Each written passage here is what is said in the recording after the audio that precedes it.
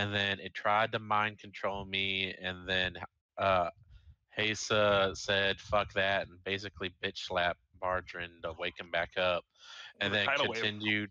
I think we continued the struggle snuggle, if I can think right, and then basically we killed her ass.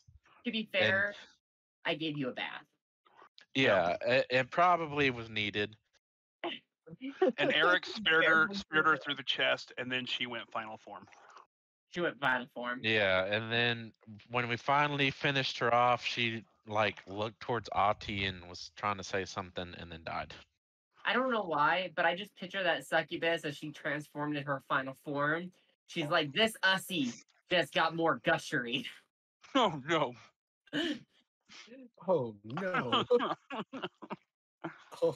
oh no is absolutely right. That is so, and I'll touch on that.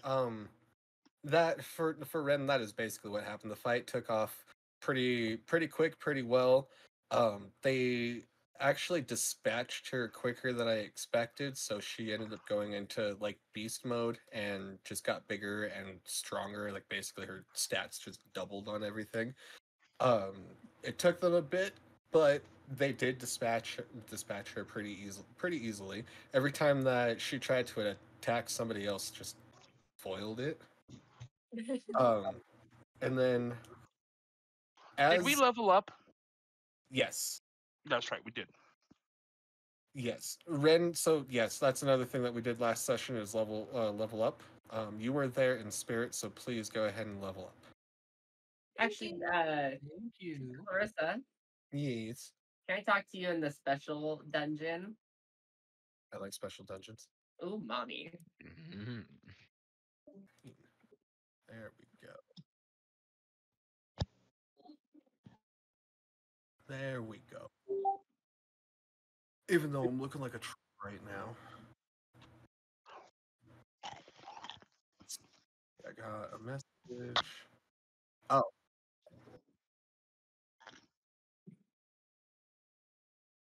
Thank you, Matt. As soon as I can, I will check that out. Yep, no Okay. problem. I So send it to you just in case. thank you.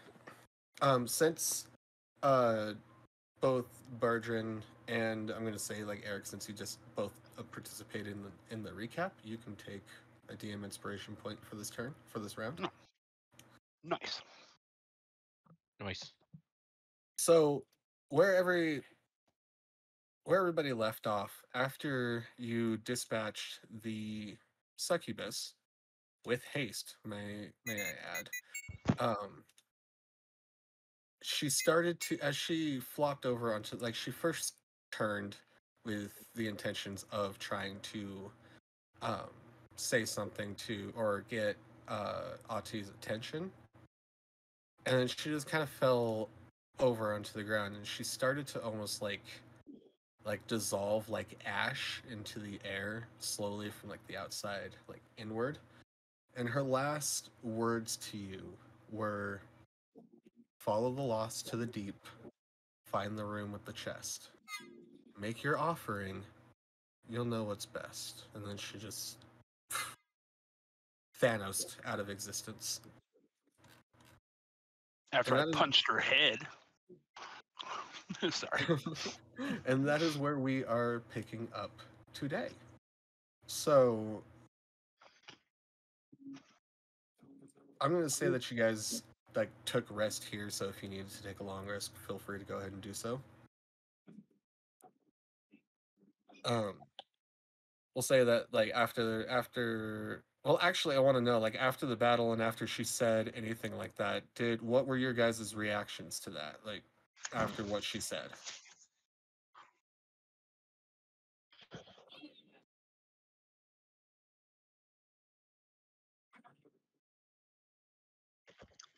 Are you talking to Auntie or all of us? All of you. Sorry, I should have made that a little more clear. You're good. Well, Kesa was outside of the sleet storm, so she would not have heard anything. I would say Eric, after doing the finishing blow, he stands and he says out loud, hasn't enough been sacrificed, and he just kind of walks off, his head low. He's very solemn right now, and he's just standing off away from everyone. Okay. Barjan, what about you? Barge is just kind of cleaning off his armor and stuff, or like kind of dusting himself off, and just kind of getting ready to hunker down and rest after the battle, since usually it seems safe. He is thinking to himself though. They always say this place provides, and he just thinks to himself, I want like I want 1,000 gold, and just see if it's provided. Um, make a charisma check. That's an 8.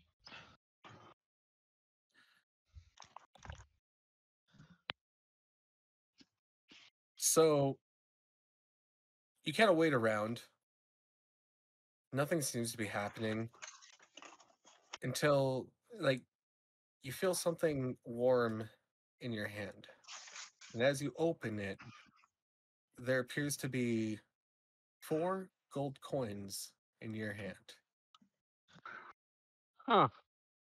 Well, it's not what I asked for, but it did provide. I wonder if we could just ask it for anything, and if we're very persuasive, we could just get it. Food for thought. Food for thought. Ahti, what are you doing?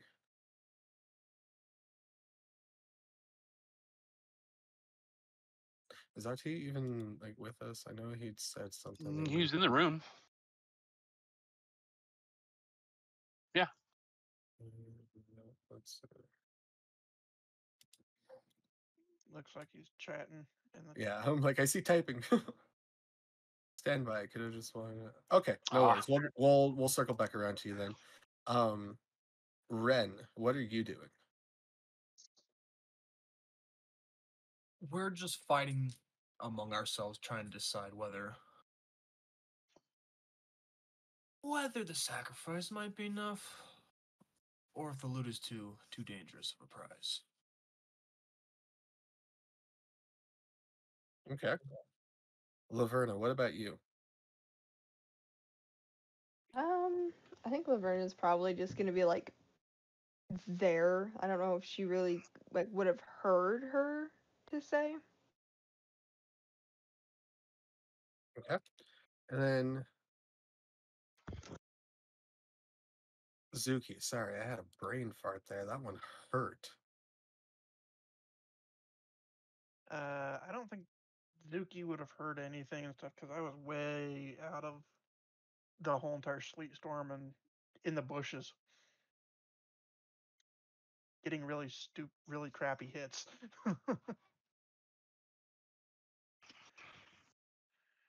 Okay, give me just like 5 seconds.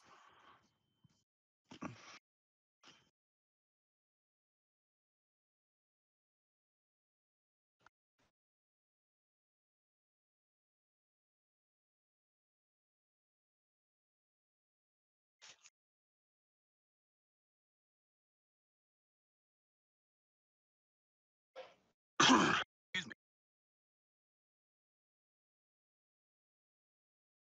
Whoa. All right, I'm back. Welcome back. All right, Ahti, what would you be doing like after dispatching the succubus and hearing what she said? I think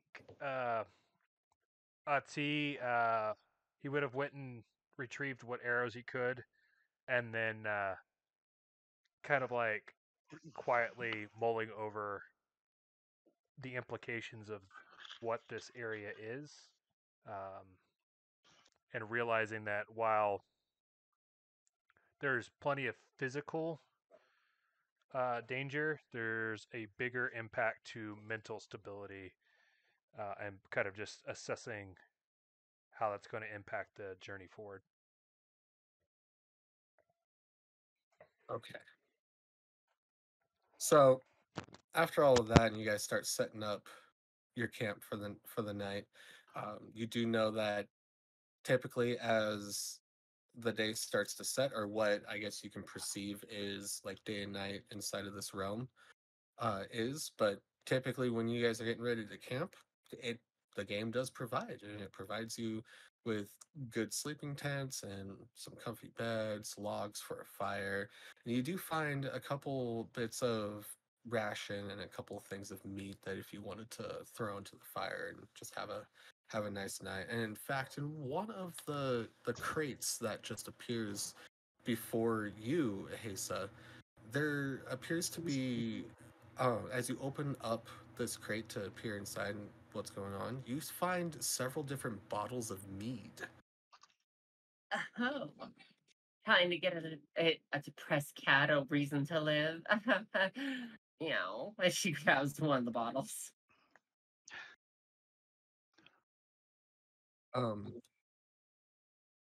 Sorry, multitasking, ADHD, we're getting there. So, as you guys are like getting ready for tonight, enjoying some drink and enjoying some food, who would like to take first watch? Hazel will automatically already start drinking. She's not even concerned with that right now. Bargin would. Bargin, with his like countless years of adventuring, he knows it's a good idea to at least keep watch, even if it seems safe. Ren can kind of looks around and would position themselves in the camp or in setting up kind of in the best spot to survey while also having their back covered, probably up against a wall or whatever structures are nearby. I will say that Hesa, after grabbing like 2 bottles, should kind of go walking on her own, sipping on them.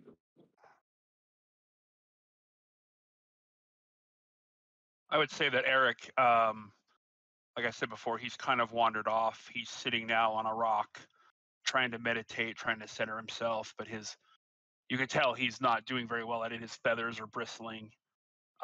He mutters under his breath, "What good is a room to provide if it can't bring back the dead?" And he's just kind of sullen.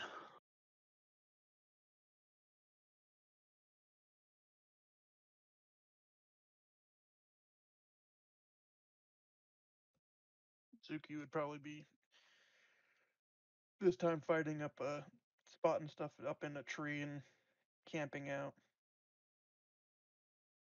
Kind of to keep watch and figure out what's going on. Okay. So, to my understanding, we have Bardrin taking first watch, and Zuki, are you taking first watch as well? Yeah, I can help with first watch as well, kind of up in the trees. He's getting that aerial view. Yep. Okay. Well, if he's gonna take first watch, I'll take kind of like the second then. Just as Okay. long as somebody's doing the first. Yeah, I figured like Zuki'd be up in the trees like Hunger Games style, just chilling up there. Okay. So, as everybody climbs into their own respective beds and hunkers down for the night, Bardrin, you're up taking first watch along with Zuki up in the trees.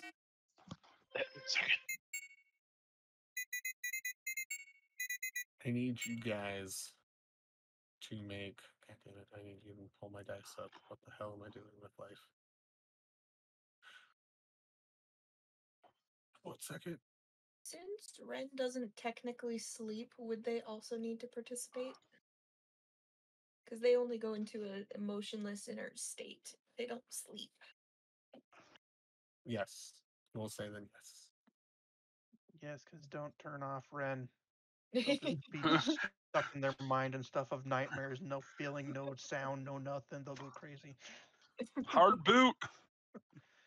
You don't hard boot a golem. So everybody taking the first watch, please make either a perception or insight check. Do you want Hasa to do as well? Right now, she's just kind of walking around drinking to herself. Yes, but at disadvantage. Roger, Roger. Do you want the same for Eric? Because he's not really asleep. He's trying to meditate, but he's not paying attention to anything. Oh, that's a better dice roll than last week. Yeah, if you are going to be awake and not actually like in a tent sleeping, go ahead and roll. It was insight and what else? Either insight or perception. Your choice, gotcha. because each one potentially does something different. Yeah, I'm really not paying attention. Neither am I. Damn, Heisa's on the ball. Yeah, and she's drinking and not even like trying to take a look. She's more aware when she's drinking. Heightened senses. Yep. Okay. So I'm going to say everybody except for Eric and Laverna notice this. As the night goes on, and even Hasa, like you with your drunken stupor, you are definitely the first one to notice this. But as the night went on, it did get dark. There was still no change in temperature. It's not like it got colder or anything. It just got dark, and you can see the stars in the sky. And as the night goes on, coming from within the woods, you can see what appears to be a glow, about an orangish glow about yay big. And if you're quiet enough, you can hear voices and laughter coming from in that direction. Take a sip and do a little hip. Meow. And she starts to kind of walk towards it. The little hiccup and meow. Was it me that you're talking to? So everybody except for can you hear me? Can you hear me? I can hear you. Okay, sorry. Were you talking to me? I was talking to basically everybody except for Eric and Laverna, but you were the first one to notice this. Then yeah, she would kind of take a swig and hiccup and kind of walk forward. Okay. Ren, what about you? What are you doing now? Now that you can hear this and you can kind of see this drunken cat wobble her way forward into the woods. Ren kind of stands up, stretches, and lets out a really small yawn. Smacks her lips that are non-existent, and kind of waddles after Hasa. Muttering to herself, "Where's the kitty going?" Bargin, just noticing this, is like, oh my god, what the fuck is she doing? And starts running after her. There's like, clearly nothing in this place likes us, and we're just following into the Whispering Woods. He's like, oh god, another fucking fight. Let's go. It's a ball of light. Okay, and then Zuki, what are you doing? You would have noticed this too. Zuki would have seen Heisa walking off with Ren following after, and Bargern would be like, here we go again. And see if I can't skip from one tree to the other to kind of get closer.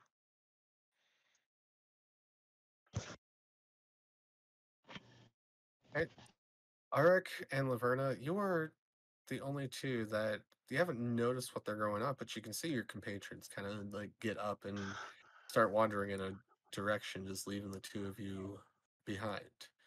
And Ahti, I'm assuming, is just snoozing away inside of a tent. How do you guys react to your friends getting up and leaving?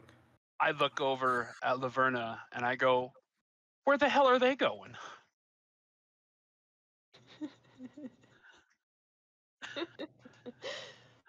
Laverna kind of like glances over and like looks over to the rest of the party just disappearing into the woods, and just kind of like nonchalantly shrugs, like sticking her hands out like I have no clue. Good God, Jesus, this is the murder woods. I then go over to Ahti to wake him. Ahti, wake up. Something's happening. Everyone's wandering off. Of course they fucking are. Because God forbid we go more than 5 minutes without instigating some shit. Pretty light. Literally, it's like this. Hey, more shit to kill us. Let's go for it. They're like into the unknown. How far away are they from us? Like, At this- can I call out? Can they hear me? I would say like if you called like if you yelled, like you wouldn't take like a shout, but if you yelled, they'd be able to hear you. What if I like whisper yelled? Like a, hey, where are you going? I would say probably our feline friends with their keen hearing would. Yeah. Okay. So Eric yells out, Suki, where are you going? What's happening? He's like ear twitches as she picks this up, and she just kind of turns. It's a perfect shiny thing. A Eric shiny hears thing this. that's gonna kill you. Eric hears this and mutters, I'm cutting off her catnip, that's it. Yeah, literally. And I follow along. I go to see where they're going. Okay, Laverna and Ahti, are you gonna follow? Yeah. We'll see how this goes. Laverna's just gonna sigh watching the two of them get up and leave as she just like runs her hands like across her face aggressively, like just God fucking damn it, before standing up and like trudging along behind them. She's like, if there's one more goddamn mimic. Like, oh, curiosity killed the cats. All right, with our party now venturing off into the woods towards this light and this sound coming from, say, at least a good while away. I don't know how to measure it in feet. All you can see right now as you're walking into the woods is like this little glow of orange light, and you can hear voices and laughter. As you guys start to get closer, you can see, and your view starts to get a little bit better. You can see that this one glow has now separated into two glows. As you get closer and closer, you realize what you're looking at is a cabin, and the glow is coming from inside of the cabin through the two windows on the front. There's just a single door in the middle between the two windows, and they're fairly spaced apart. This is a pretty wide cabin, and you can hear voices and laughter coming from inside. What do you do next?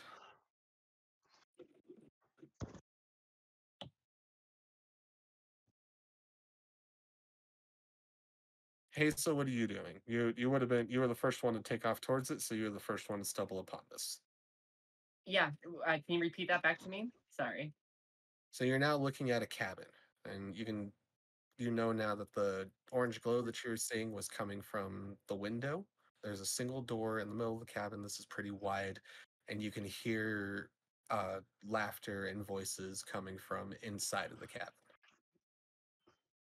Oh, could be a party, some dancing. How should I do this? Could be Texas Chainsaw Massacre. She's going to I'm gonna roll stealth.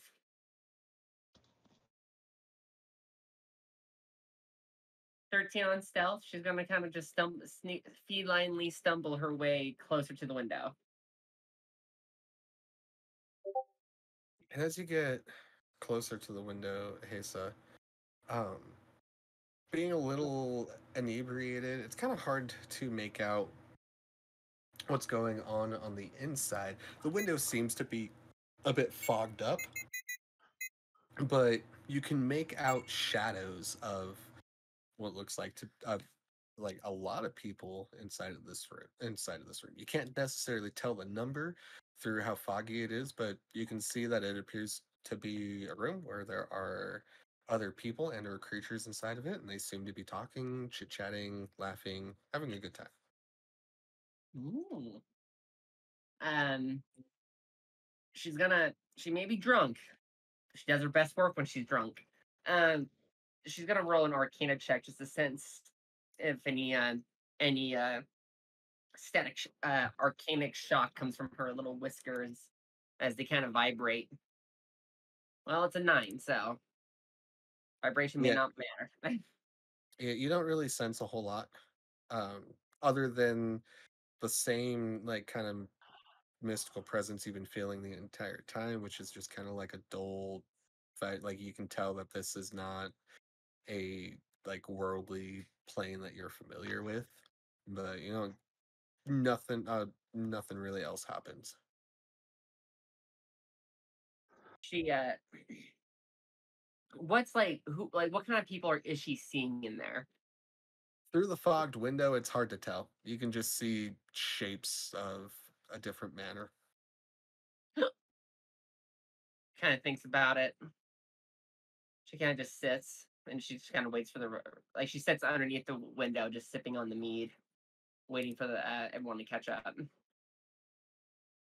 And as everybody else starts to come into view, Ren, you're coming up on to this cabin where Hesa's now just kind of sitting, hiccuping underneath one of the windows. Everybody else just kind of like stumbles in. Arik, Laverna, Zuki, Ahti.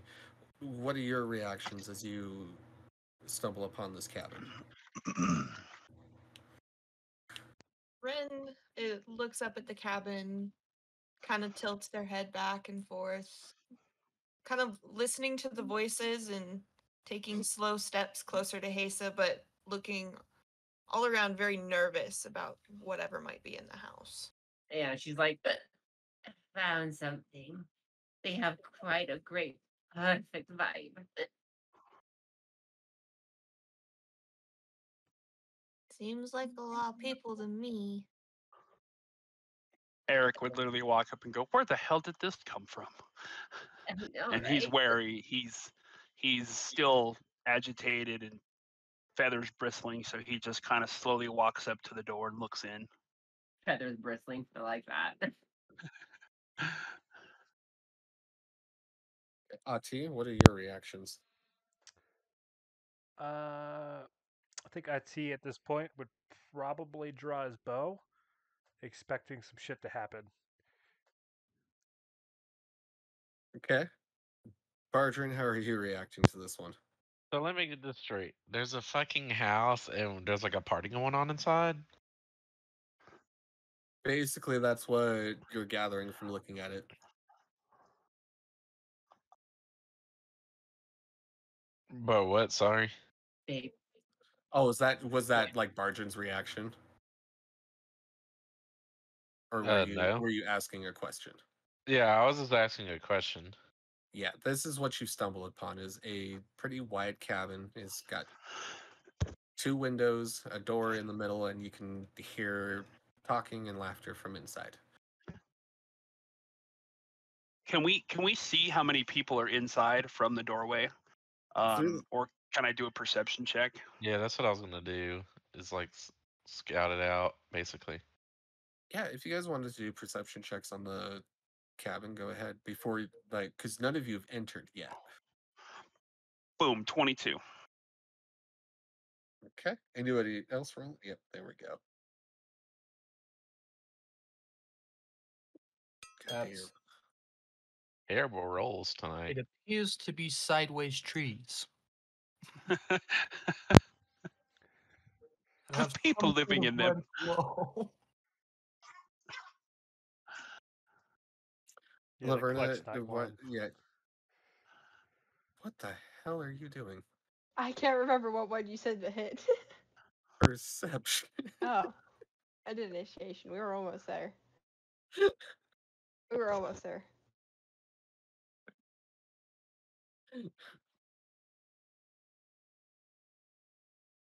There you go.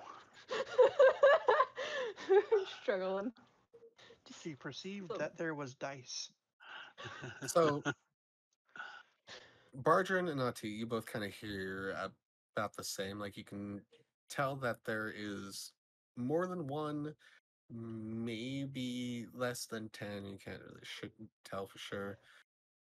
Arik and Laverna, you can distinctly hear at least 6 different voices going on.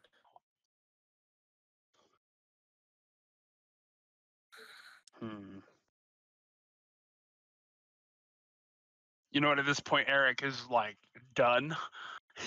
So he's just gonna walk right into the front door and go, "Excuse me, Yeah, I was is about the to is say. the owner of this home here? Who are you people? Can you lend assistance?" As you guys walk through the threshold of this cabin, and your eyes adjust to the sudden bright light, it appears to be a tavern on the inside. You have 4 different tables up front as you first come in, and towards the back of the cabin appears to be the bar, where it looks like they have kegs of mead back there.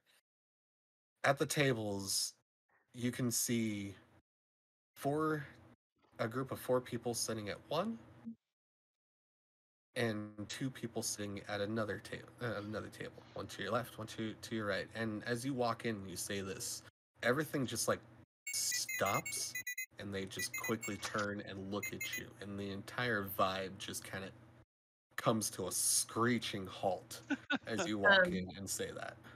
Hesa wants to come in behind him and be like, guys, the vibe is only gonna get better. Let's like have a great time. And I'm gonna do a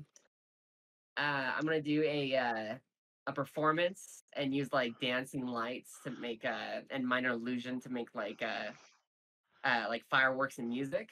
Is that cool? Yeah. 20. Oh, the best show of her life. Yes, definitely. What does that look like? Her crystal ball is just spinning above her head as it's shooting out like different types of colors that make like fog clouds that make like rabbits and shapes, as she has like using minor illusion to create like a very nice guitar sound in the background to kind of match it.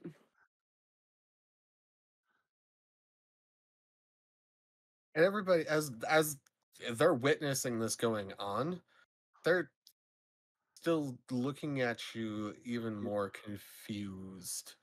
And as as you look at the 2 tables, the table containing 4 people you can distinctly see that there's 1 elf sitting there, 2 goblins, and 1 human. Where table number 2 has 2 characters sitting there. Both of them appear to be orcs. And one of the orcs stands up and says, "Well, it looks like we have some party goers. Come on in!" As he gestures to the tables and kind of waves to bring you all inside. Is he a buff orc? He is pretty buff. Both She's both of them are pretty buff. You can't discern if one is male or female and vice versa to the other, but they both appear pretty stacked. She takes another swig and goes, "Orc daddies know how to party." And she comes in. Waka waka.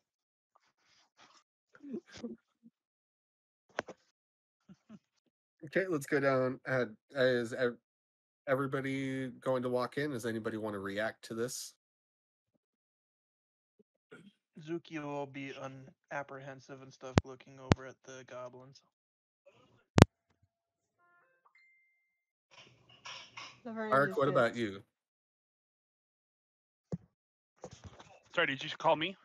Yes, because you were the one that walked in and proclaimed this to the newly discovered tavern. So now that they've greeted you and gestured you in, Eric sees this happening. He's watching Hesa do this amazing light-filled dance, and he's actually just takes a step back and takes a moment to appreciate it. He's like, "Wow, that's wow. Hey, that's a dance." And he just says, "Fuck it," and he grabs a flagon of meat and he just starts downing it. He's just whatever. He's gonna get shit-faced drunk too. It's time for him to just let it go. So he just starts pounding meat. All right. Laverna, I know you're about to say something, so why don't you go next? I was gonna say Laverna's just gonna kind of stick in the back. She's gonna stay back, kind of near the door. Okay. Ahti, what about you? I think Ahti would probably also stay near the door, may even stand kind of like outside at like the door frame, looking in, kind of keeping an eye that nothing else is coming into this area as well. Okay. And Bardrin. So they're sitting there kind of inviting us in. Yes, that after that light show that Hesa put on, Yeah. one of the orcs stood up and proclaimed that like you guys must be partygoers, so they are inviting you in to come sit down at either one Yeah, of the nah, tables fuck or your this own shit. table. Bardrin's not gonna walk in. He's actually just gonna walk, like, stay outside and just sit down outside the house. Okay. This isn't like fuck shit. This is like something trying to make us drunk to then take advantage. Nah, he's good. Okay. Okay. Ren, what about you? Yeah, Ren's just gonna not skeptical, very skeptical. So he's just gonna plop down right next to Bardrin and pull out his little multi-corked flask and just pour him a little cup of oil and just sit with him on the patio, just keeping an eye out. What weight is it? What weight is it? It doesn't specify Solid in my ounce. alchemist jug, but if we want to get specific, it's 1540, bro. He hitting the Hitting the good stuff. I'm sorry, I had to say that you said Is that that you're premium? pouring a flask of oil. I'm like, what weight is it? 1540, that's amazing. Okay, so you're gonna sit outside with Bardrin. Yeah. Okay. Zuki, what about you? I'm gonna probably just hang out and stuff beside Ark, and kind of not get too drunk. Just kind of drink a little bit and He's my designated driver. right. Okay. So Hesa and Ark, since you two seem to be the ones that are like ready to party with these people, are you going to go sit with the orcs? Is that my understanding? Oh yeah, Hasten's gonna be like flirting and drinking and talking to the orc daddies. Okay. Ark, are you gonna go sit with the orcs too? Arik sees that Hesa wants to be alone, and so he's gonna go over by the other table and introduce himself and say hello. And he's having a couple of the flagons of mead. So he walks over and he's like, "Hello, fine folk. Who are you? What are your names? Who are you? I'm Eric. I'm a monk. I'm a bird. I think I'm drunk." And you see the elf look up at you, and you can tell that this is a female elf. She says, "A little bit of dignity. I know that this is a party, and we're here to have a good time, but gracious, maybe act with a little bit of tact." Eric kind of just taps her on the shoulder with his feathered hand and just goes, "I'm sorry, we just killed a succubus. I'm a little messed up right now, but hey, we're here to have fun, right? Are you having fun?" You can see all of them, like their eyes kind of like widen, and they look back and forth with each other, and they look back at you, and you killed her. "Oh yeah, me and my friends. I literally took this taloned fist and I put it through her face, and then she poofed into dust. It's very dusty." Totally dusty. She and you see Zuki the puts female elf. She on kind his of face. so you see the female elf. She kind of like looks around. She goes, "Do you have the body?" You know, some of it's on my clothes here, and I just start like wiping the dust off onto them. Like, here you go, dust. Very dusty. One of the goblins pipe up. Like, so she turned into dust, right? Or ash, or she like disappeared. Yeah, that's it. She did. Dust in But- the wind. They all kind of look back and forth at each other, and then just bust up laughing as the human says, "She'll be back." Oh no! And she takes What? another big swig of her mead. I'm sorry. What'd you say? She'll be? No, sir. I put my fists through her face. There's no coming back. These. You see the human like lean forward and he goes, "But do you have a body?" Well, shit. No. She'll be back. Don't worry. She always comes back. Oh man, Ahti, your ex is coming back. I don't like her. She's a bitch.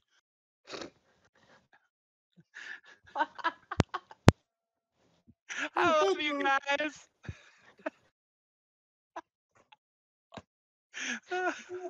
He's that kind of drunk.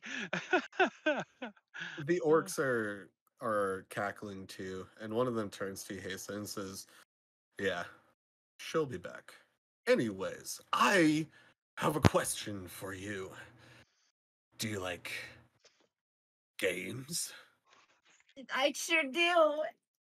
What you got? And she kind of like her claw kind of like does a small circle like on his shoulder.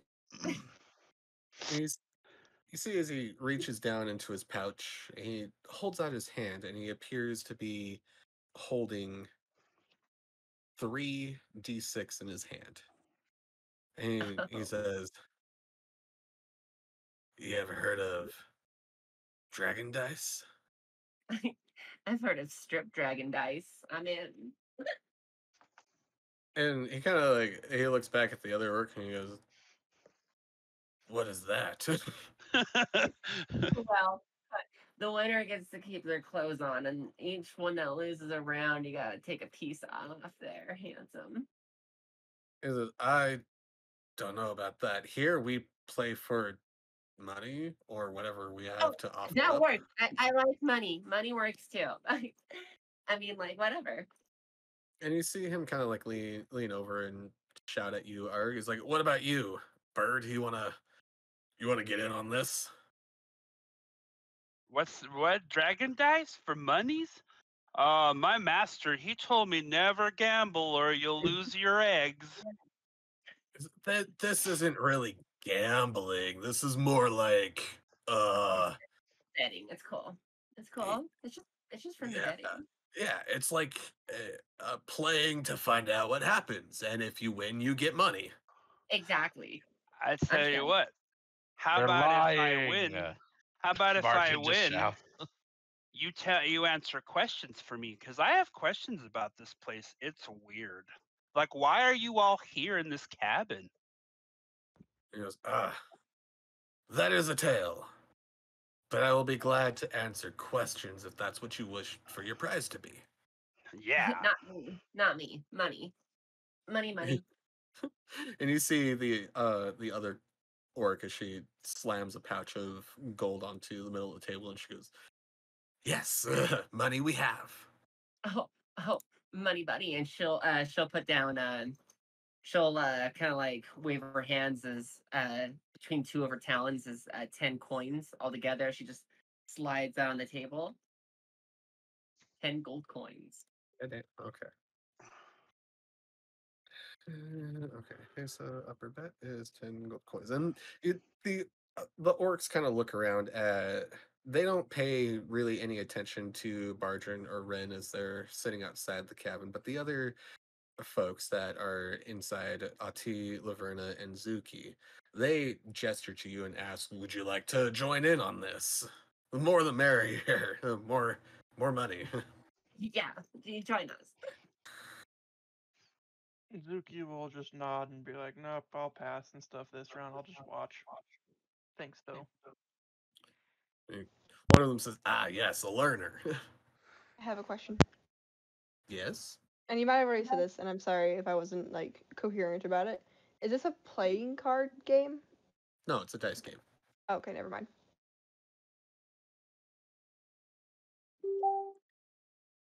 Okay, so Laverna and Ahti, are you not going to join the game?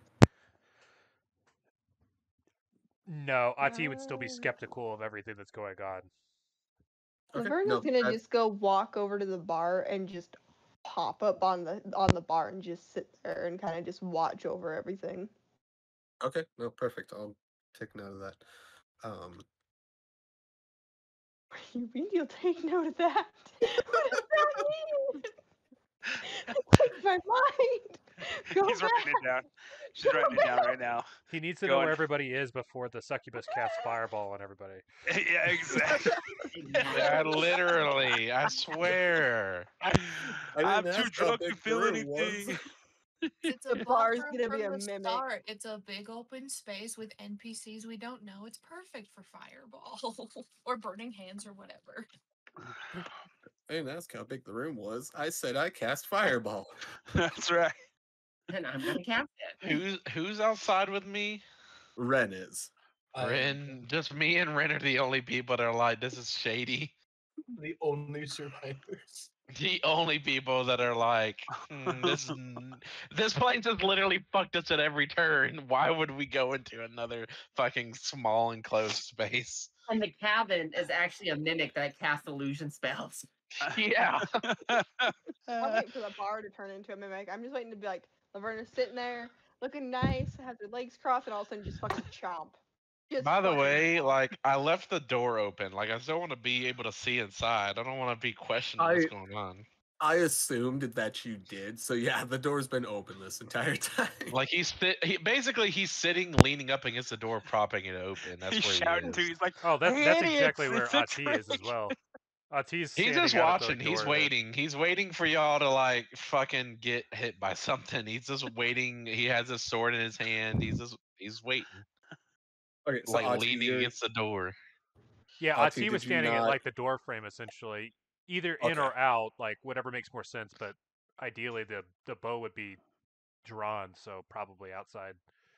Right. I'll say with like Bardrin's like stature, like you're kind of like in the threshold a little bit, but like you're in front of Bardrin.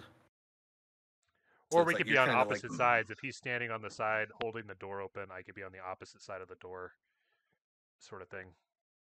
Yeah, no, that's fine too. I just like my house just ate my lighter. I dropped it and it disappeared into the void. Here you go. Oh, It is the thank you. curse. It is the ultimate curse. Nice. So, as you see one of the orcs get kind of like get everything ready, he explains like, okay, so if you don't know, I'm gonna secretly roll these dice. No, I'm gonna roll these dice, and then you need to roll 1d6, and if your number matches any of the numbers of my dice, then you win. And if they don't, then you lose. Whatever you win, you get to keep. Sound fair? So we roll one dice. Yes. You are going to roll 1d6 while the dealer is going to roll 3. If your number matches one of those 3 dice's numbers, you win. And you'll win double of what you just put in. If you match 2, then it'll stack from there. Okay, well, Hesa, ladies first. So wait, how do we win? Like we're matching with their dice, or Yes, you roll 1d6. The Uh-huh. dealer is going to roll 3, and if your number matches any one of the dice that the dealer rolled, you win double of what you doubled. But if you have it'll stack from there. So if your number matches 2 of the dice that were rolled, it'll stack from there. Same thing with 3. So okay, you put in 10. If you win, you get 10 gold. If you match 2 numbers, then you get 20. If you match 3, you get 30. okay.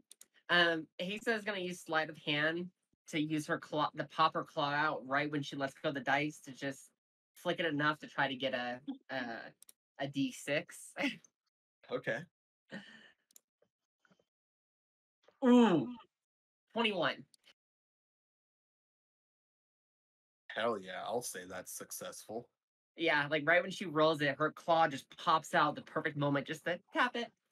And as it just bump, bump, bump, there's the 6 dots. Okay, Ark, what about you? Okay, I'm gonna go ahead and just roll.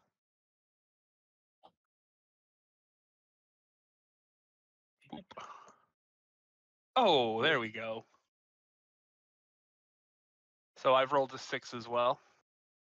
So unfortunately, none of you matched. The numbers that were rolled were a 1, a 2, and a 4. No. And the orc kind of chuckles as he reaches forward and takes your 10 gold, Hesa, and says to you, Ark, he's like, well, you wanted questions or answers. I have questions too. Where did you guys come from? I came from an egg. And it came from a letter. What I the fuck? never met my mom and dad because they died when I was little. But master at the monastery said I was hatched from an egg. From Art is too cute. Now roll the dice, magic man. Let's go. Roll again. This is fun. Yeah, the orc like raises an eyebrow, and he's like, all right, I guess that's fair. And you see him like he shakes his dice as he rolls out another set of numbers. Let me go ahead. I'll roll and I'll let you know what numbers you're beating. So House rolled 2 4s and a 6. Case is gonna attempt to slide a hand again to get a so if we get a 4 and with the 2 4s, we win more, right? Yes, that'll automatically like give you. So if you put in 10, that's automatically going to give you 20 gold back. Got I yeah, got a 4.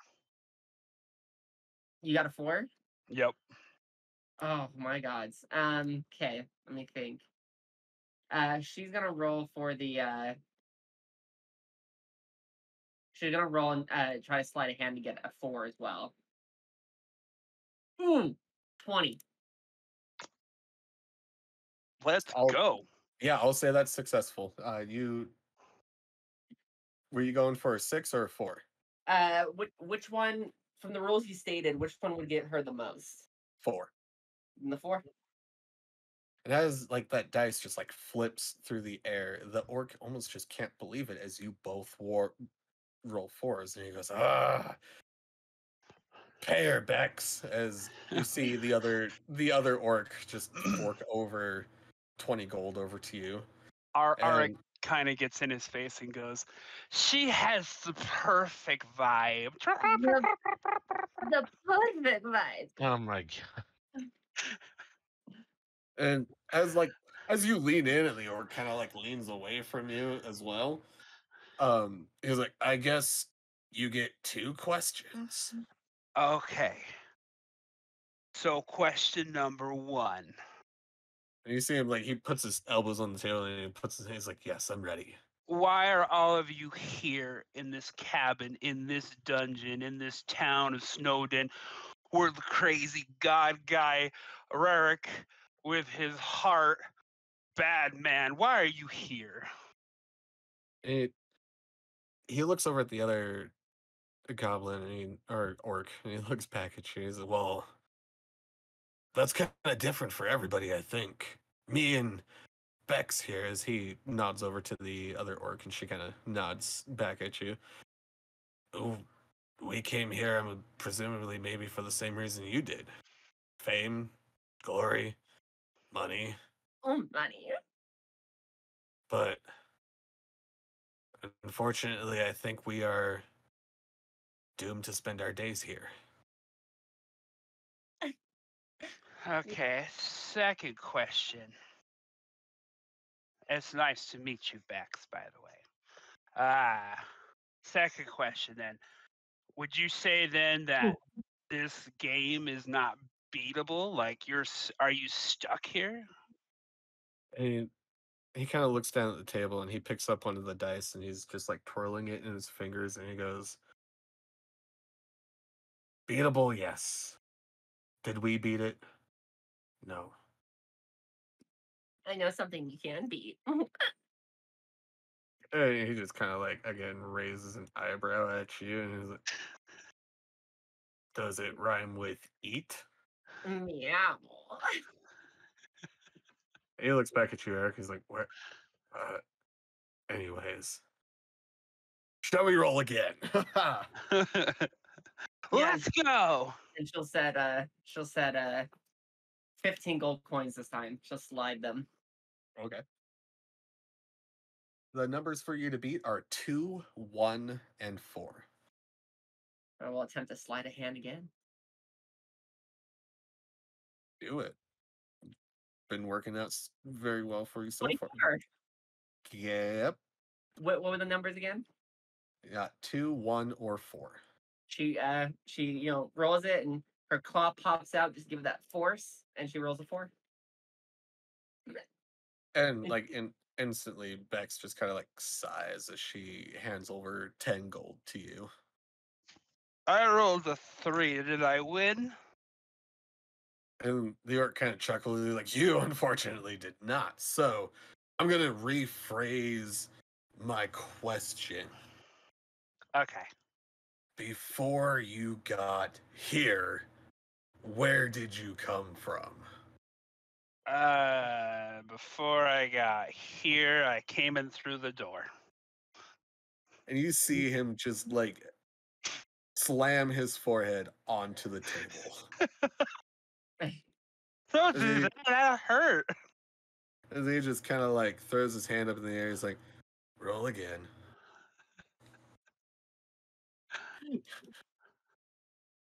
Numbers for you to beat there are 2 2s and a 4. And the 2 2s would earn her more. Yes. Okay, she'll slide down. She'll bet 15 again. And slide hand.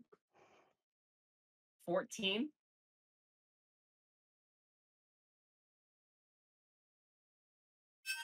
I'll say that just barely passes, but as you do that, you see Bex kind of gets a glance. She's not going to call you out on it because she doesn't believe that like maybe you're doing it on purpose, but she kind of sees that. She just kind of Eric's like, smiles and picks up again. she's good at this game. Yeah, just a feline touch. I rolled a 3. Hey, Hazel, go ahead and give me your D6 roll.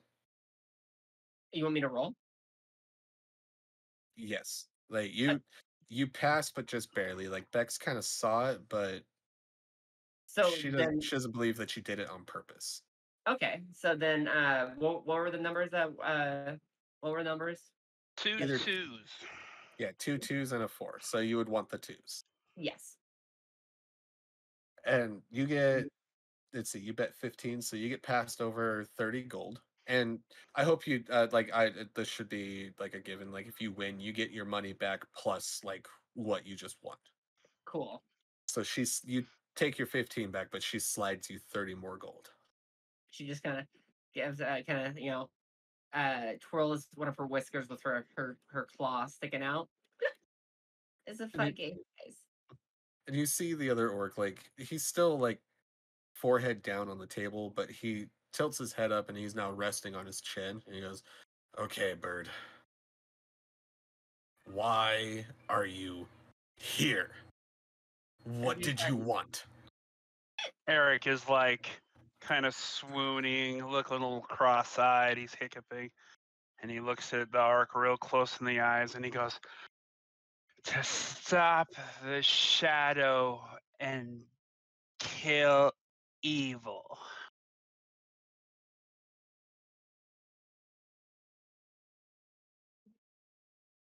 And he kind of like he looks at you. He's like, "Ah, adventurer. trying to do what's right, huh? Yeah. For me and my brothers.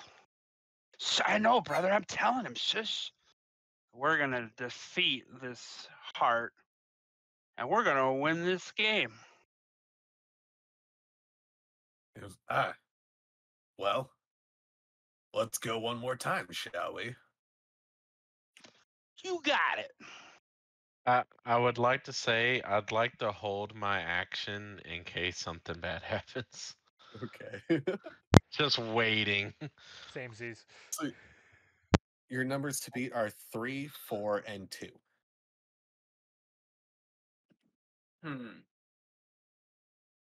I got a 2. This time Hazel will just roll for real. She'll put down 10 gold and roll. And what were they? 3, 4, and 2. Ah, she got 6. See, I lose sometimes. And like Bex kind of smiles as she takes the 15 gold, and she's like, "Yeah, I said not 10. as much as 10." She takes the 10 gold, but not as much as us, though, apparently. And Yeah. the orc looks back at you, Ark. He's like, "Okay, so next question then." So, here's my next question. Where's the chest of sacrifice? And he raises an eyebrow, and he's like, "Chest of sacrifice?"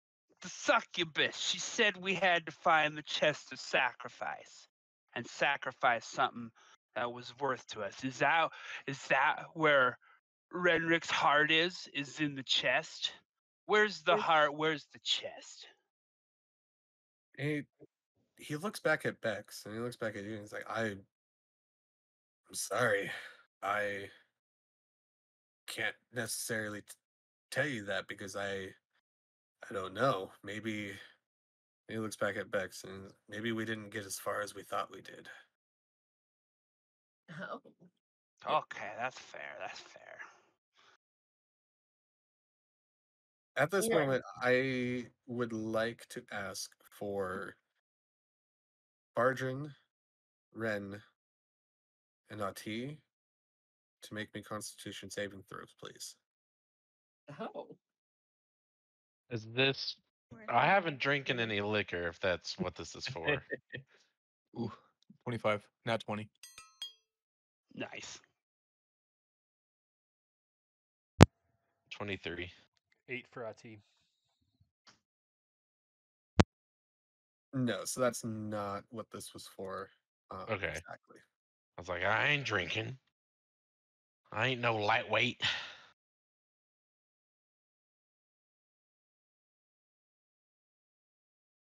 One second here. I'm just making note of these because this isn't going to happen right this second. I want to do at least one more round of Dragon Dice with our compadres. And you see the orc, like, he's like, and he throws again. 2 3s and a 6. Okay, this time Hasa's gonna put down 60 gold. And with the dice in her hand, she's gonna cast minor illusion on it. To make it the side that it lands on a 6.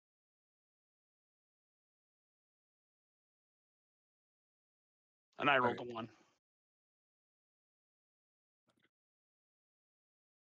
Where did those go? God damn it. 1 second. Okay, so Hasa, how much did you bet? 60 gold. 60? And I use minor illusion to make the dice look like it rolled onto a 6. Okay, does there need to be a save on minor illusion, or does it just take place? It just takes place. Okay. You see, like, Bex's eyes get super wide, and she's just kind of like, she leans over and says to the other orc and says, Dax, we don't have that much. And Dax kind of whispers back. He's like, "Well, we have the thing." And Bex goes, "Really? Like, we should." He's like, "That's all we have." She goes, "Okay." And she looks at Chase and she's like, "I'm sorry, I don't have the gold to pay you on this one. However, I think I have something that's worth of equal or greater value, if you're okay with it." Is it shiny? She says, "It is very shiny." Then I mean, let me see. Maybe we can be cool with it. Yeah. Because of course, If the vibe is right. If the vibe is perfectly right. and you see her lean down and she picks something out of her bag, and what she slides forward towards you appears to be an oil lamp. She says, will this do?" This and whatever gold you have on you, I can agree. She goes,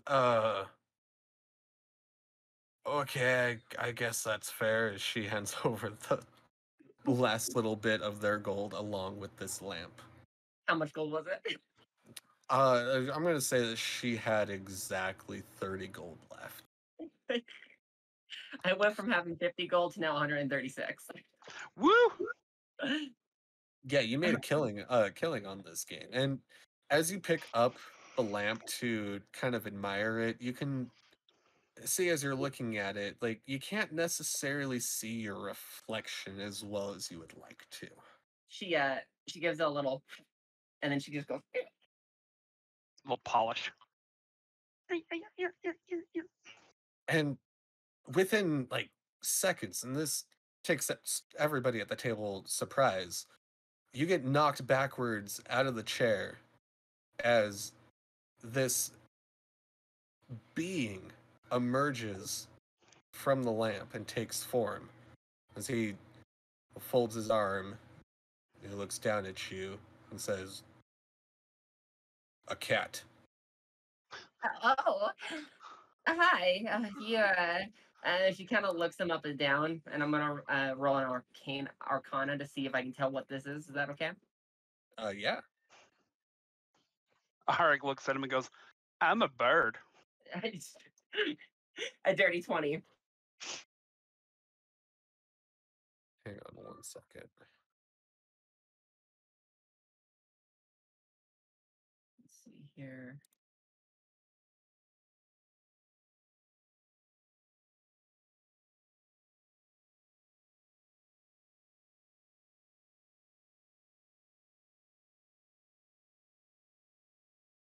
So you roll a dirty 20, right?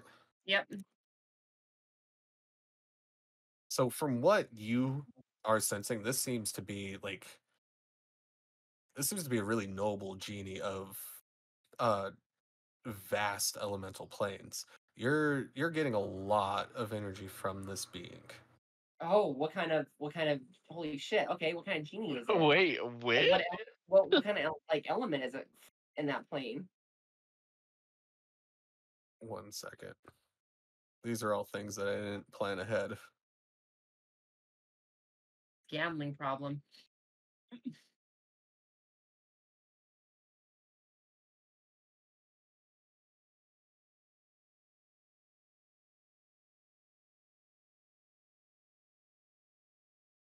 I'm gonna pick this by random, and I'm gonna say you are getting fire element. Oh, fire. Okay. Oh, you're a noble fire. And she kind of almost sobers up just from the arcane power that she's sensing. I, I was not expecting this. He says, "Yes. Well, you rubbed my lamp. You brought me here. You woke me up. What can I do for you, young feline?" Me?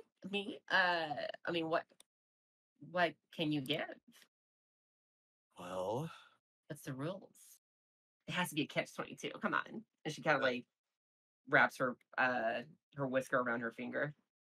He goes, no rules. I can provide you with magic, new power. Oh. I just Oh. ask for one thing in return. Oh, okay. What would be the one thing? When you complete your journey, find a way to free me from this lamp. Hmm. Okay. I can vibe with that. Okay. So now you don't want my soul, or after everything is said and done, I'm not broken and poor. Just free you.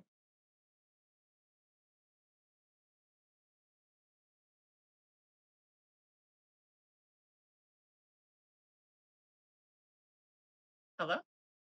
I'm sorry. I just Oh, got good. I just didn't know if my sound went out like last time. no. I got sent something that I was in the middle of reading. Okay. I'm sorry. What did you say? She just says, so just free you. Nothing with like my soul, or like at the end of everything I'm broke and powerless and just gonna have a miserable life, right? Just free you. No. Just free me from the lamp. Maybe marry me, but free me from the lamp. Oh, I mean, Do you know? Does he grant wishes? Do you know what it's like to have phenomenal cosmic powers in an itty bitty living space? Oh my lord.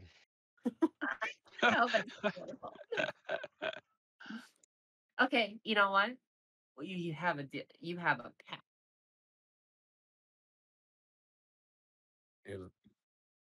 Yes, indeed we do. As he reaches out to shake your paw.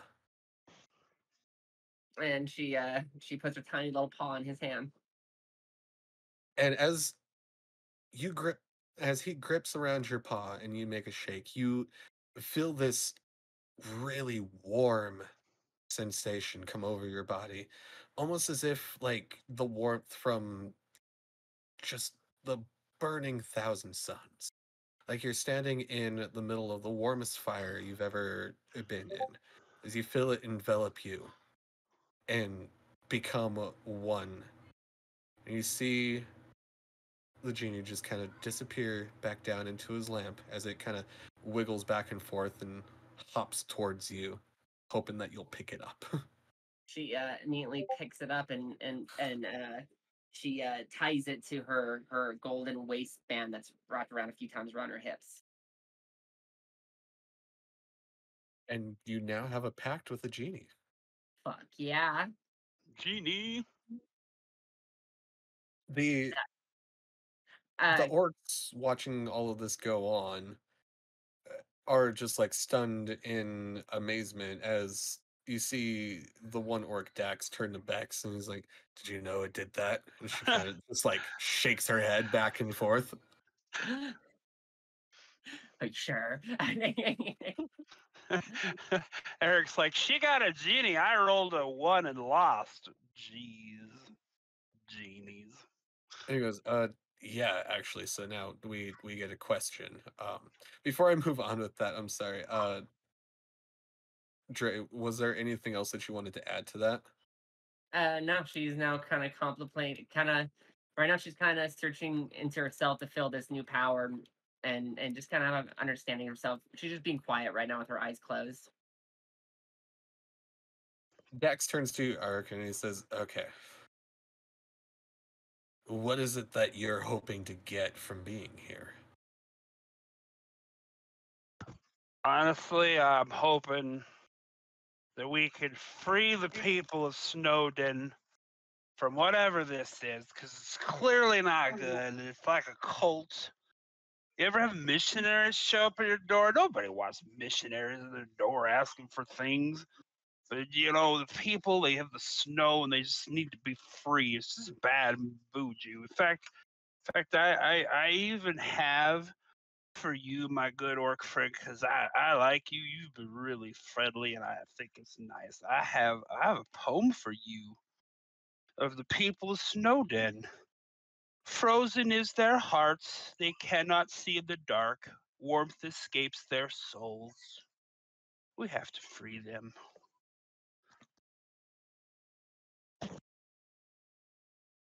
Okay.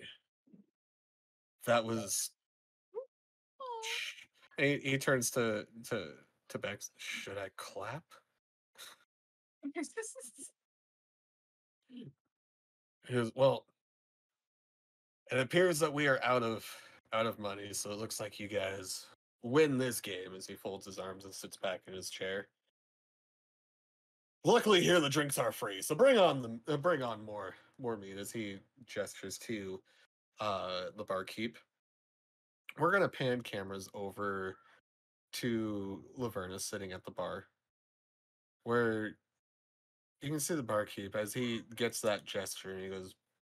He kind of like waves back, giving you a signify. He's like, "Of course, we'll take care of it." As he starts pouring mugs of mead, he turns to you, Laverna, and he says, "What about you? Would you like a drink?" Sure. See, you see him grab another mug, and he fills it from one of the kegs that are sitting back from behind the bar, and he slides it on over to you. And he's like, "It's not great, but it's all right." She kind of Dude. chuckles and picks up the. Is it like in a mug of like a glass beer mug, or is it made out of something else? Yeah, it's just like a wooden mug. Okay, never mind then. She kind of takes it, holds it in her hand, gives it like a little swish as she looks down at the liquid before taking a sip of it. And as you take a sip of it,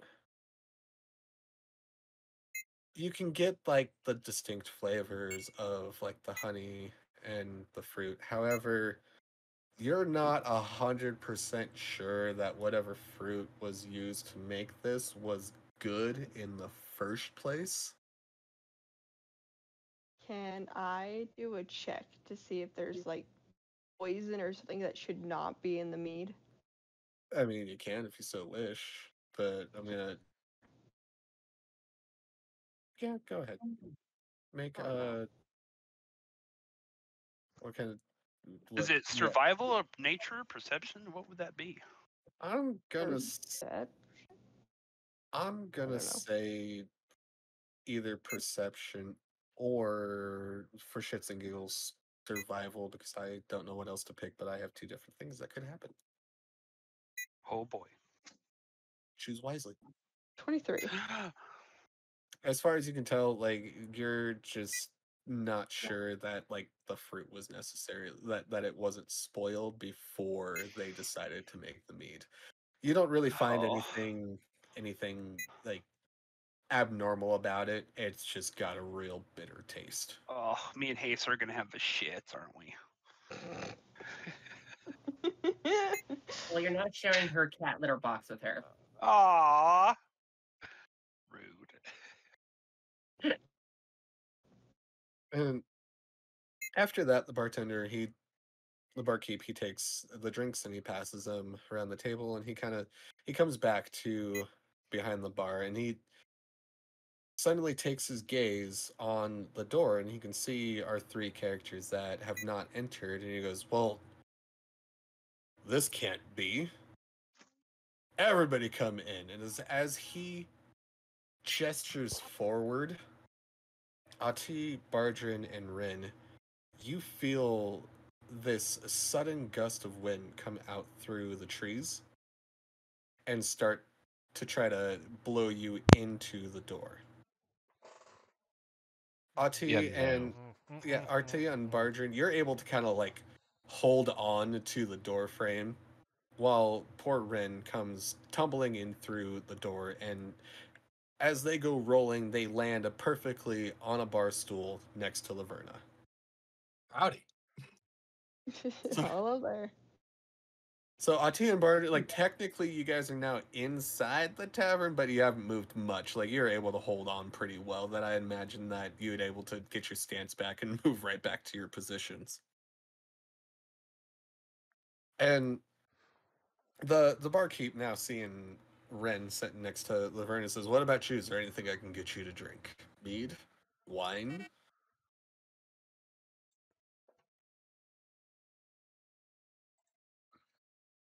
Ren.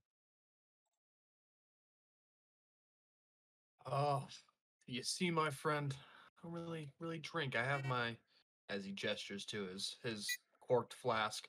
I have my own secret sauce.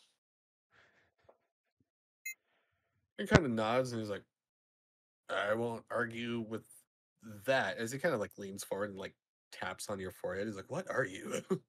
Hey. Don't disturb the voices. He kind of looks around. He's like, voices? There's a lot of us in here, mister. He Ooh, like, ask me. he jumps back against like the back of the bar and he's like, how old are you? 7. 35. He's Want to talk about it? talk about You have it. to die for it. He's like, I am sorry that I asked. If there is anything that you need, please let me know. Thank you. It's at this time the vibe in the tavern starts to change. For the first time being in these woods, you actually feel cold temperature, a cold draft kind of come in through the door and circle its way around the room. The lights start to die down. You can see everybody that was sitting at the tables, their demeanor starts to change. They start to get just a wee bit afraid as they gently pick up their mugs and they move to opposite ends of the tavern, kind of picking a corner to just get out of the way. Ahti and Bardrin. From behind you in the woods, you hear what sounds like a horse coming to rest. You hear what sounds like they are dismounting and landing to the ground. I will allow you to react to this sound.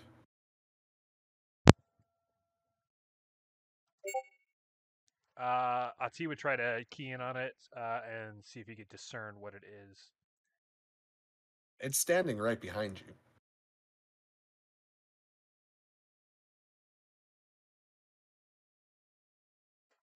Because as of where you and Bardrin are standing, you're kind of blocking the entrance. This thing just came out of the woods and dismounted its horse and is now standing behind you.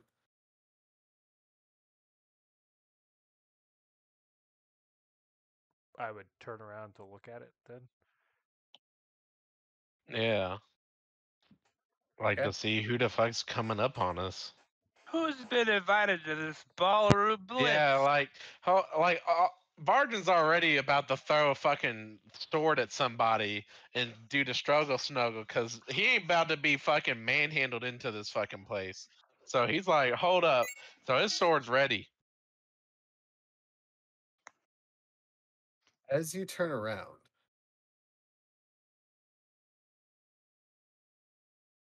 one sec. As you turn around, you instantly recognize what was standing behind you, what just dismounted that horse. You instantly recognize it as the Wraith rider that was chasing you through the woods at the beginning of your journey.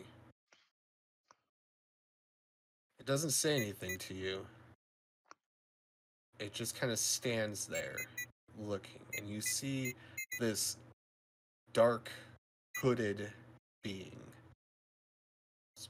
peering back from beneath its dark hood at you.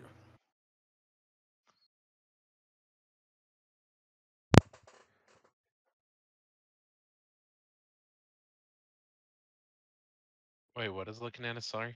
It's the Spectre Ghost from Session 0. Yeah, I fucking thought so. It's a goddamn Ghost Rider riding up in here.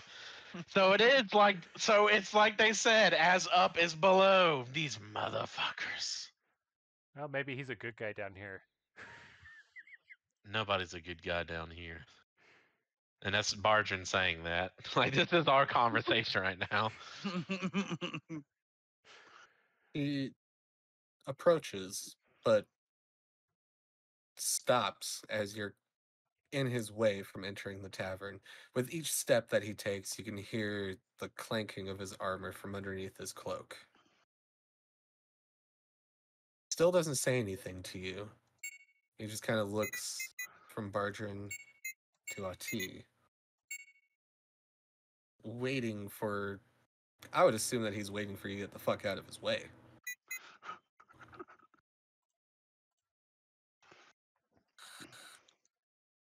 Oh, Are you don't two let gonna me. let him...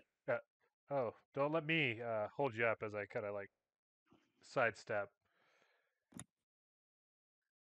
As he nods to you, as he kind of bends forward to step through the threshold of the tavern. As he passes both you and Bardrin, the both of you... Bargin was gonna actually attack him. Oh shit. He killed an innocent. He can't. That like, he's pretty good like that. Can we get a playing of Whoa, Black Betty? Yeah, like bam. whoa, back Black Betty. He grabs his shoulder as he's trying to pass, and then just a Dark Souls riposte, just wham right into him with the sword. Make an attack roll. Is it at advantage because he doesn't see it coming, or nah? Yeah, sure, we'll say so.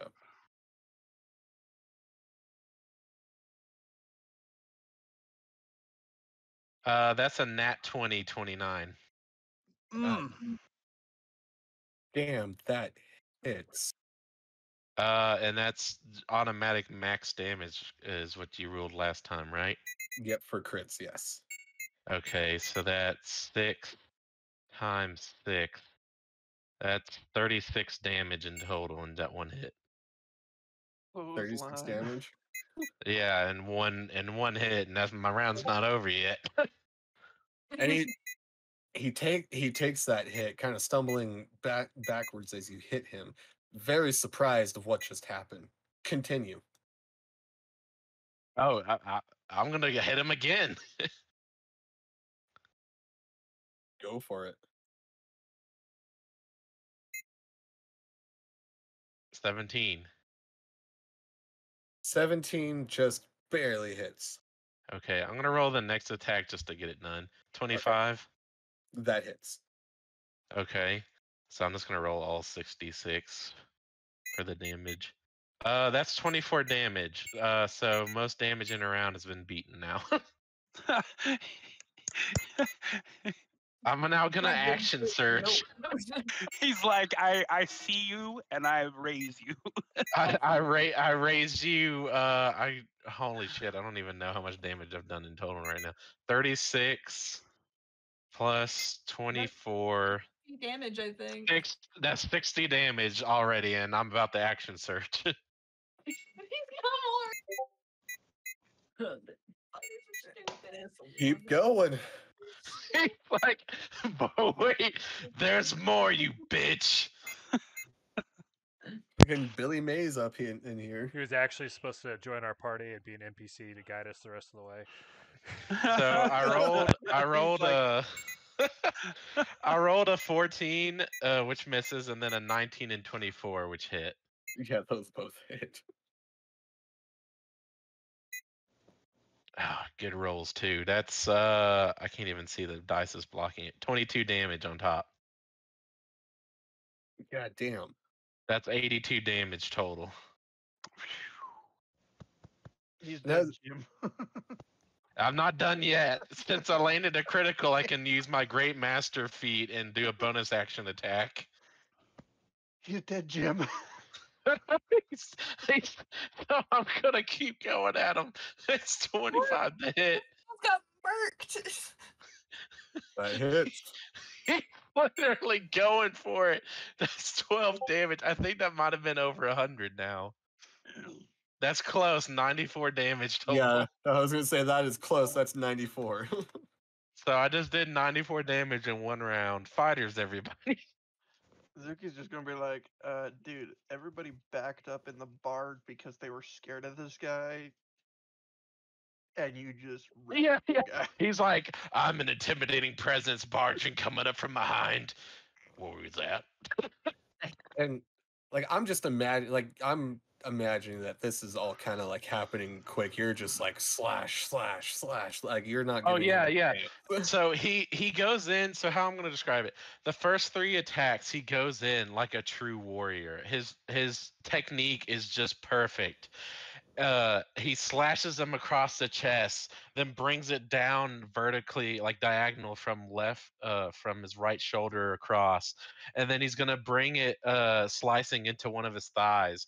At that point, when he starts to stagger, he wails into him with the guard on the sword right into the side of his helmet, and then just starts beating the shit out of him over top with the top of his sword. Like overhead strikes just over and over. Straight pummeled. Is this guy like prone right now? Is he on the ground? As of right now, he is technically like on the ground. He was taken by surprise. He just got the shit knocked out of him from Barger, he is down like on the ground trying to regain his composure. Arik leans over and he's like, "You just got bargened." Yeah, basically. Bargin just goes along with it and just says, "Stand up. Let's go another." And that's like when when he says you got barges, when Hesa finally noticed what's even going on. And she's like, oh shit. The spectral being, he gets off of the ground. He stands up to face you, Barger. Takes a couple steps back, and from underneath his cloak draws out this massive long sword that he wields with 2 hands. As from beneath his cloak, it erupts in blue flames. Everybody needs to roll initiative now. Hell yeah. Bargin's gonna. So, how tall is this guy, by the way? Because Bargin's decently tall. He's at least like 7'2", or just kind So of Bargin's just under 7 foot. So they're like almost face to face, and Bargin's just got his great sword, and he just lights it up with what is it? I think force, like, I guess gravity, like, kind of surrounds it. Is like the Okay. dragon sword. I'm rolling like ass again. So I need 20 and above. We got a 21. Second. Let me roll. Like my computer will load. There we go. So 20 above 20. Yeah, above 20. Okay. Okay, let me get 15 to 20. T at 19. I got 19 as well. What are your Oh, hold on. I'd assume probably would be Ahti and then me, because I'm further away or something, I guess. Well, what's your? Normally we go off of what? Dex, right? I think it's Dex. My Dex is a 20. Is it total dex we go off of? Yes. I got a 20 is for initiative. So I got 18. I got 16. I got 13. Don't worry, there's still. I broke the big nug in half, so there's still. 13. Laverna, what was your roll? 8. Okay, let me roll for the Wraith. Jesus Christ. I'm assuming because the rest of the people in the tavern were scared that they're not involving themselves. No, they are like. I will get there in Oh, just okay. a second. No worries, no worries. Just wondered. Okay, so the way their initiative is going to go is it's going to start with Ren at the top of the round. The Wraith is going to go next with Bardrin, and then Ahti, Zuki, Hesa, Ark, and then Laverna bringing up the rear. Being As the wraith erupts in its blue flames, lighting up the room in this eerie blue glow, everybody else vacates the tavern. They don't want anything to do with this. Ren, you're up first. You are still at the towards the bar area with Laverna, and you are now witnessing the wraith light up blue in the middle of the room, facing Bardrin with everybody else in your party staggered around. It is your move. The wraith isn't very far from you, altogether, probably 15 feet away from the bar. Oh, okay, that's not bad. Has the wraith been pushed back from the doorway though, or is everybody still standing right up against the doorway fighting this? Where Bardrin and the wraith would be more in the middle of the tavern, as Oh, the wraith would have been knocked back as Bardrin was beating the shit out of it. okay. Ren kind of looks around at the situation, a little confused and a little concerned, but picks up their shield and rapier and hops down and moves towards the wraith at this point. And to swing at it with the rapier. Okay. Make an attack roll. 23. That hits.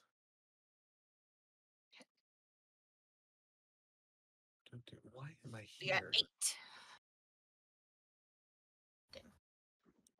Yeah, 8. You do make good contact with the wraith. It takes the damage, and you can kind of see where you made like a slit in the black of the wraith. Is there anything else that you can do? I think Ren would like to rage. Hell yeah. The teeny child voice is absolutely fed up with all of this and just shrieks at this wraith and is over it. I can't do it here because it's late and we have neighbors, but small voice shriek. Okay. Is that the end of your turn, Ren? Yes. Okay. The wraith is going to make an attack on you, Bardrin. Okay. As it rears back with its sword. Does a 20 hit? No, it does not, and I'd like to use my reaction to hit him now. Does that take place before the second attack? I mean, I'm down to let him hit me and then do it.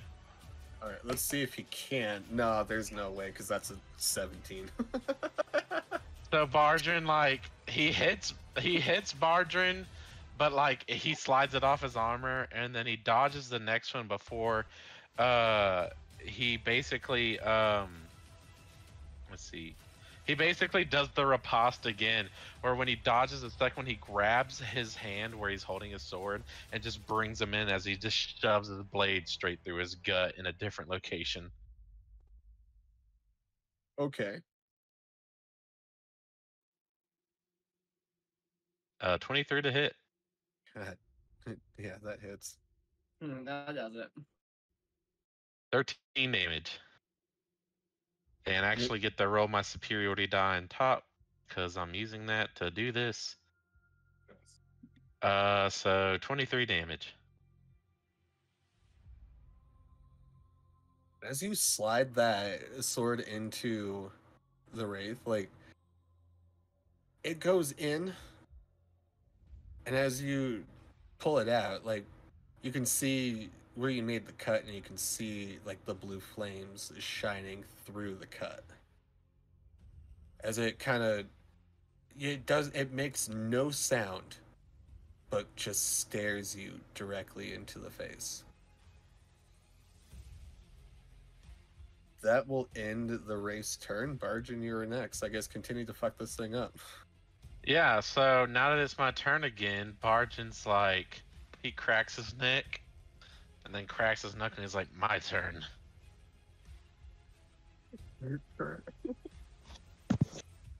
That's a nat 20. That hits. That's 36 damage again. I was gonna say, what was that max damage? Okay. 15, that misses. And 22, that hits. So that's 46 damage. And then he's going to do a bonus action since he just hit a critical to do another attack. 16, that misses, right? That does miss. Okay.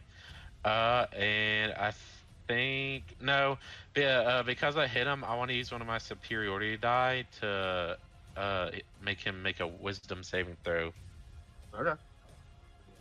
DC 16. Yeah, no, you're fine. His wisdom sucks ass. Oh my god, he rolled a 15.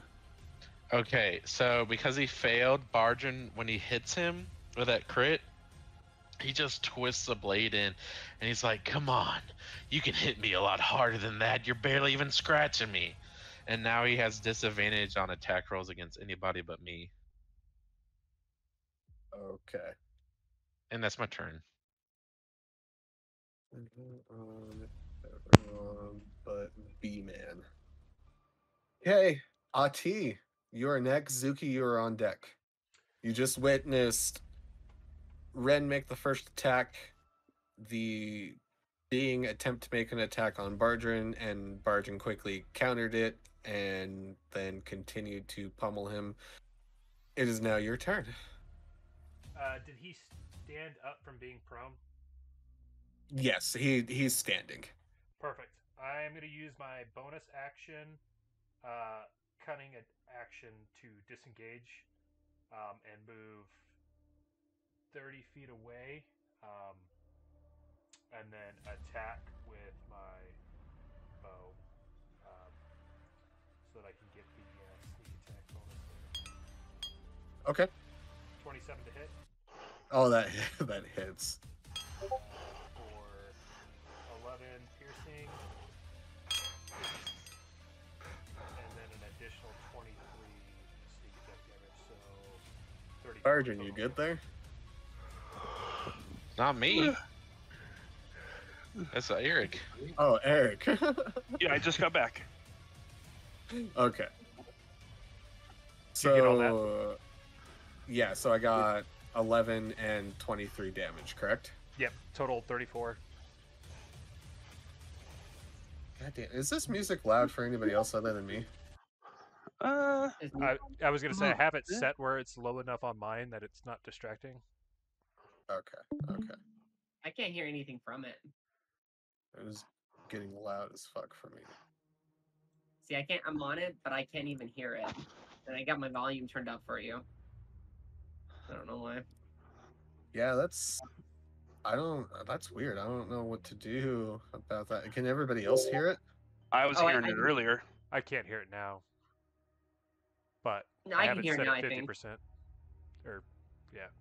Check your main volume. Oh.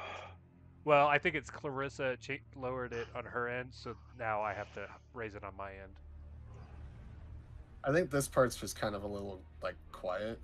It's kind of starting to ramp up because like where I have it set on my end is like the next down is just mute. Yeah, I had to turn it up, so I'm at like 140% now. I wonder But if I can. That will be it for Ahti. I want to see something real quick. I want to see if I can. No, not sound settings. I want the mixer. Stop it. No, open volume mixer.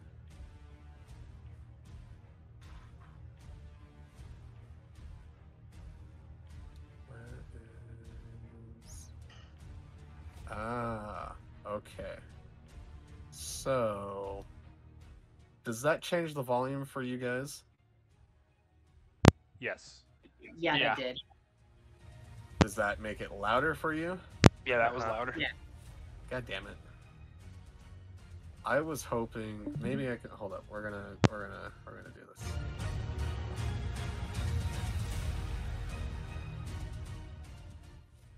How is that on your end? Not bad. Not bad. Okay. Is that more like background level? Yeah. When you can. Yeah, it feels more background. Okay. Then I'm gonna leave it right there. If I need to increase it, just let me know. But or if I need to take it down, let me know. But if that's good for you, because that's like perfect for me too. All right. Ahti finished their his turn. Zuki, you're next. Ahesa, you are on deck. Cool beans, SpaghettiOs. Zuki's gonna pull out his rapier, run and jump. Run, jump, and attack. Yeah.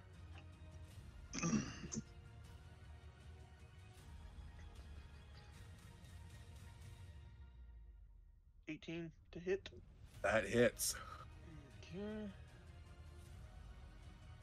For 6 damage on the rapier. And sneak attack. 25 sneak attack damage.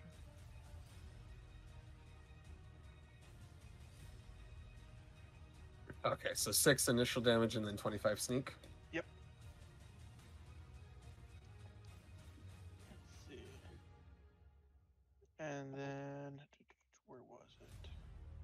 As you attack it, like it doesn't really seem to register pain or really like register that it's being attacked other than being like kind of knocked around from the force. Ew.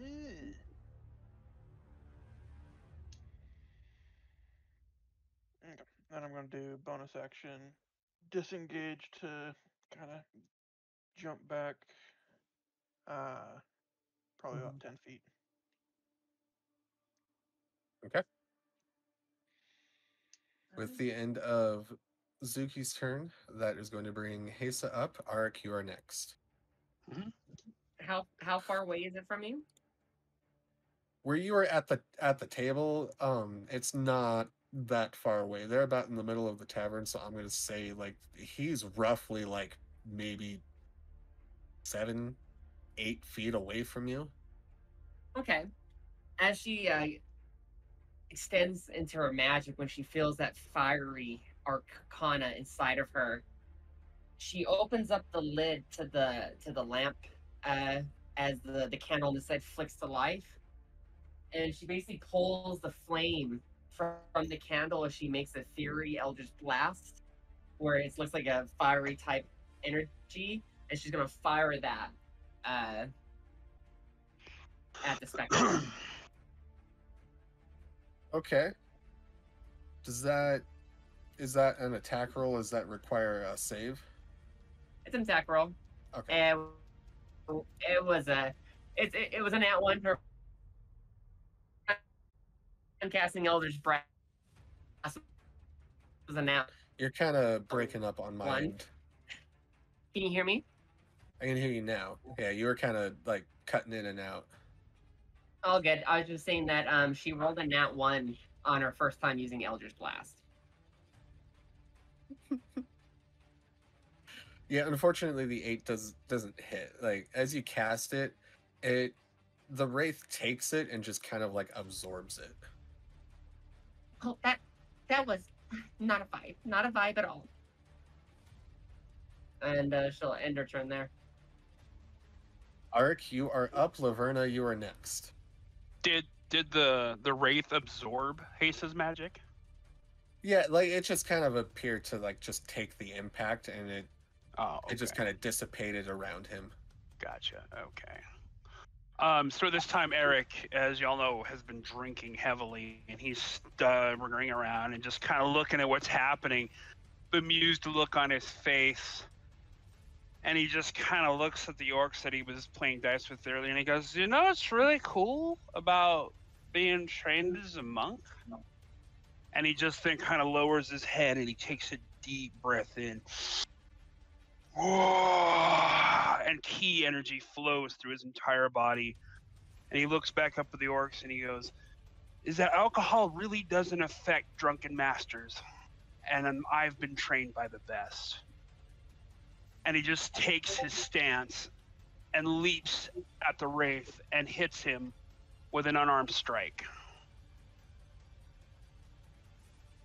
Does a 12 hit? It does not. Oof. Maybe he's not quite sobered up yet. So he goes for another one. Does a 23 hit? That definitely hits. With slashing damage. He gives 9 damage.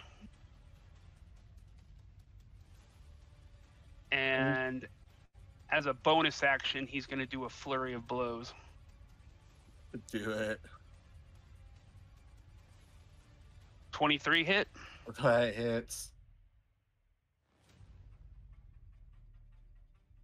And so as he joins his energy up again, he just unleashes like 3-4 just flurries of blows, giving him 12 damage. And you see, like, that one kind of like, he stumbles a bit, and you see him kind of fall over on his sword, but very quickly grasp it again with both hands and brings it right back up into his fighting stance. Okay. I'm going to then spend a ki point to do Step of the Wind and disengage and kind of jump back towards the bar. Okay. And that ends my turn. Yeah, you do that flawlessly. Like, of course, you're a bird. You just kind of... Woo. Laverna, you are next. You are on mute. My bad. Where is this creature compared to me where I'm still sitting on the bar?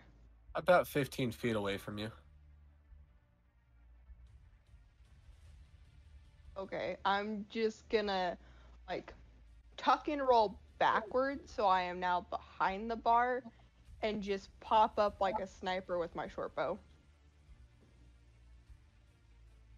Yeah, and I'm not even going to make you, like, roll for that maneuver. Like, you very gracefully just over the bar. You slide over the top of it. Make an attack roll.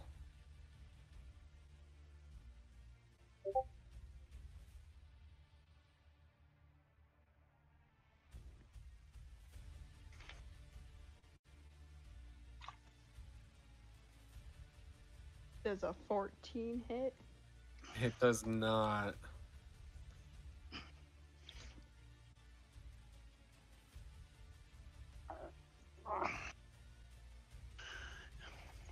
Meow. It does not. It's okay. I realized I rolled wrong and then I rolled correctly and I still only got 10. So your boy's gonna shoot like shit. Again. Again.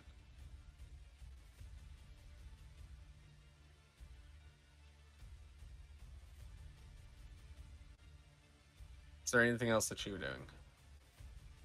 There's nothing else I can do. Okay.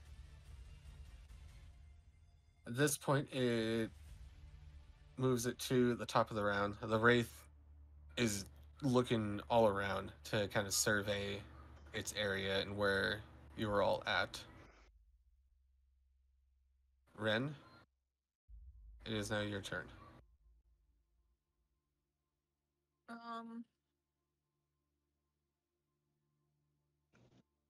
I think Ren is just gonna take another swing at him. At this point, they're all invested.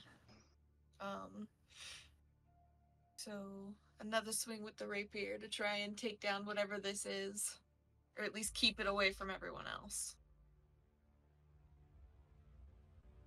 Okay.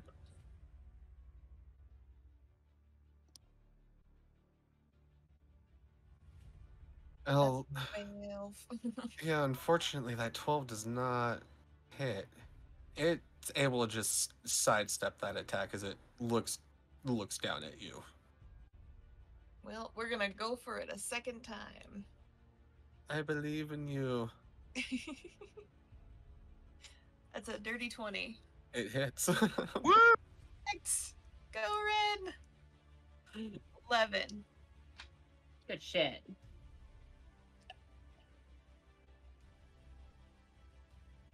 A small squee of rage as they throw their arms up angrily.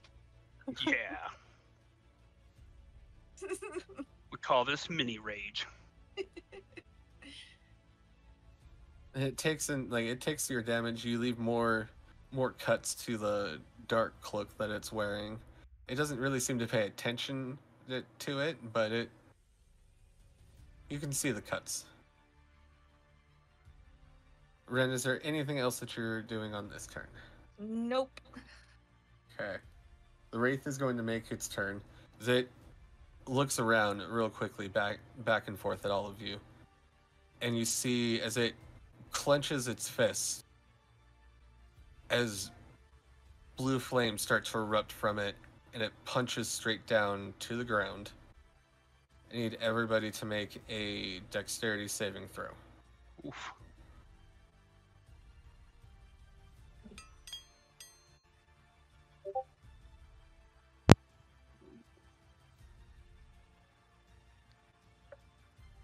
Dirty 20. My foot's going numb. 17. No. Well, we've got resistance to some damage while raging, so it'll be okay, hopefully. But it's a crit fail. We're hoping, okay? We're hoping. So, everybody who has rolled under a 15 is going to take 16 fire damage. Oh, let me see. Okay. Everybody who rolled above that is going, or who rolled that or above is going to take half that. So how much damage have you saved? If you saved half of 16. Oh, thank the gods. I have a question. Yes. What if you're fire? Is it fire? Resistant. I'm half fire damage, right? resistant, and I rolled a 20. A quarter of 16, so 4. Yep. 4 damage. T's going to use his reaction, Uncanny Dodge, to halve the damage. Okay. That's fine. As it hits the ground and you feel this, those of you who failed feel this burning wave come over you. The rest of you, it's warm. Laverna, apparently it's tepid. Bathwater temperature, it's great. And it's going to stand back up and hold back onto its sword. It's going to end its turn there. Bardrin, you are next. All right. So did it move? Nope, it is holding its position. Okay. Well, you know Bargin. Bargin's gonna Bargin, so he's gonna beat the shit out of it. I know Bardrin. Bardrins do be Bardrin. That's a nat 20. I shit you not. Oh boy. That is 3 nat 20s in a row. What Let's the fuck? go. That's 36 damage outright. God damn. 20 to hit, and I'm gonna roll the next one. 13 misses. So 36 plus. Oh, hold on. 36 plus 7, and then I'm gonna roll an additional attack for a bonus action. That's a 19. So that's 28 in total. So that's what? 15, 40, 51 damage total. As you make these attacks, it still not making any sound, but you can see the difference, and as it's taking these blows, it looks like you're pushing him around a lot more. Like he seems to be taking some serious damage here. Okay.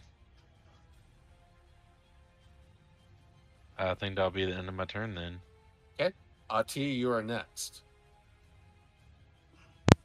It's a little hard to tell the state in which this creature is in, but you would have noticed that it seems to be taking blows differently. Like it's almost like it's hitting him harder.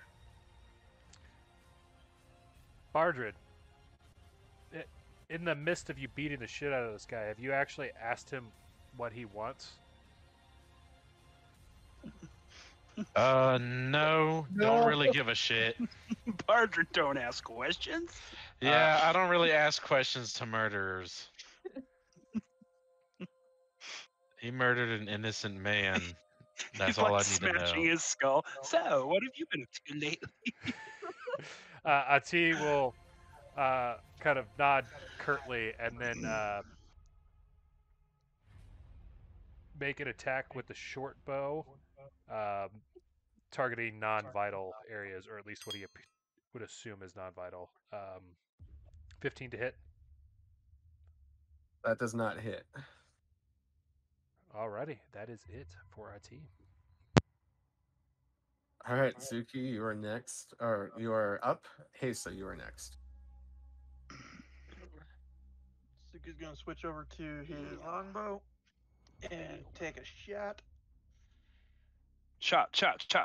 Right. Ooh, crit. Max damage. Maxi damage. Dude, we're critting like motherfuckers around here. I'm like, it's about time. So it's been a while, so it's just straight max damage, right? It doesn't double or anything? It's max damage. Okay. So...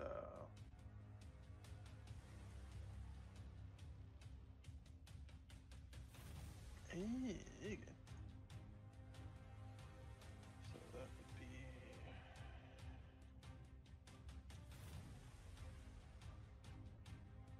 So 20 damage on that one. And then also sneak attack. Sneak attack damage doesn't double, right? No, it's just regular sneak attack. Okay. I was like, that'd be broken if it did. Right. So 20 on the first one, 15 for the sneak attack. God damn. So, describe where you hit the wraith at. Well, since he's kind of just like a cloaked figure, I'd be more like center torso and stuff, where I assume like his chest would be. And So, go ahead. So as it flies through the air and hits him directly in the chest, this is the first time that you hear this creature make a sound, and it is just this piercing shriek that just chills you right down to the bone. Is there anything else that you can do, Zuki? After hearing that, I would probably back up a little bit more to the corner, or pretty much more by the wall, because I think I'm only 10 feet, and the bar's like 15 feet, you said? Mm-hmm. Give or take. Yeah, so I'd be closest probably as I can to the wall, or hide, or actually, probably better just kind of get behind the bar and kind of take cover. Because something's not gonna be good after hearing that. Laverna's just standing there as this cat comes barreling over the bar.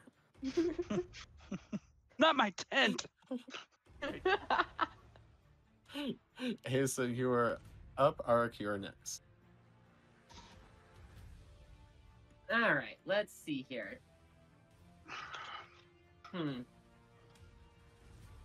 Let's see here. Let's see what Hesa should do. What could Hesa do? I know, right? What should Hesa do? How damaged does he look?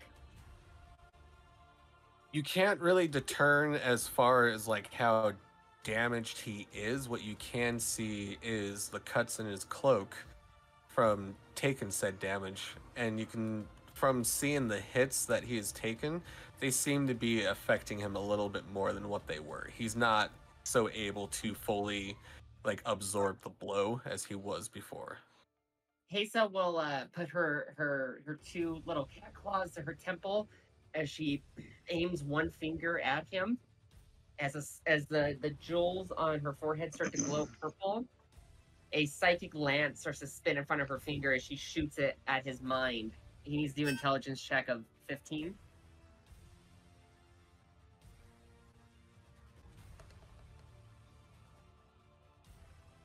That would be a 12. Yes. He takes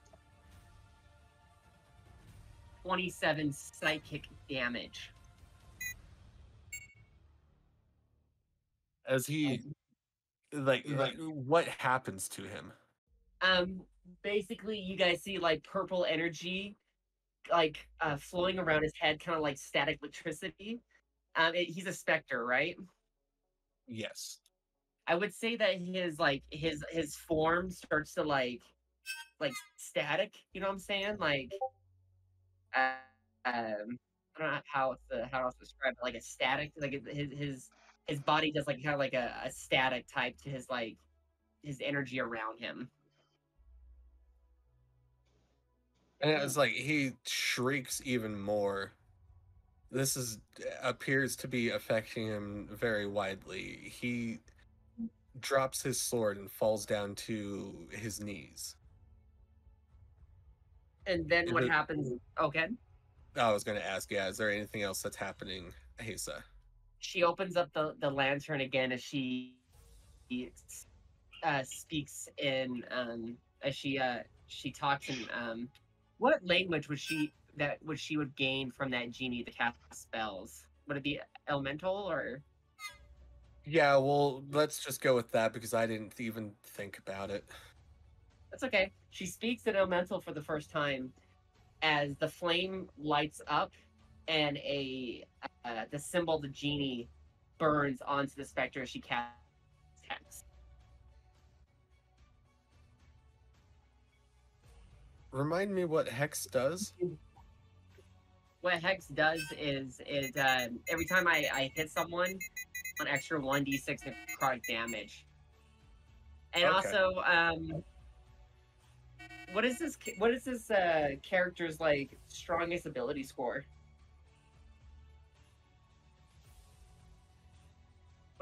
Race? No, like what's their what's their strongest stat? Strength. Like, actually, you know what? No, I'm gonna put have them have a. I'm gonna put intelligence on the hex, so now they have a disability on anything that has to do with the intelligence checks. Okay.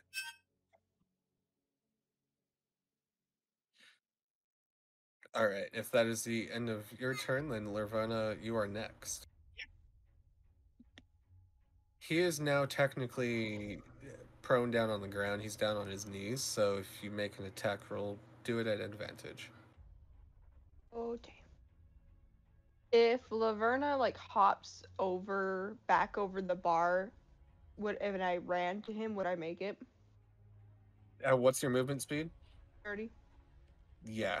Behind the bar, he's probably more like 20, 23 feet away from you, give or take. But yeah, you can make it. Then I am going to do that and just slam my rapier into him. Make an attack at advantage. How do I add advantage? You roll twice. Oh.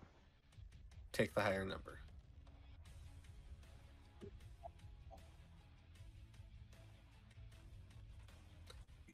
You miss and stab the ground. Would you like to make a second attack at advantage? I didn't roll twice. I rolled once. I think. Oh no, never mind. I'm being dumb. You got 2 12s.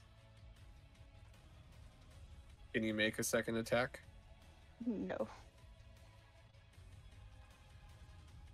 I have one. Is there anything else you would like to do? I'm gonna go hide back behind the bar.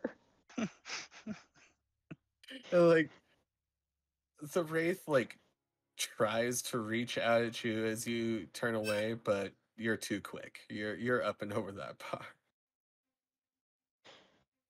Ren, it is now your turn. Ren's still swinging at him. His Swing golden away. shield. Swing away at advantage, please.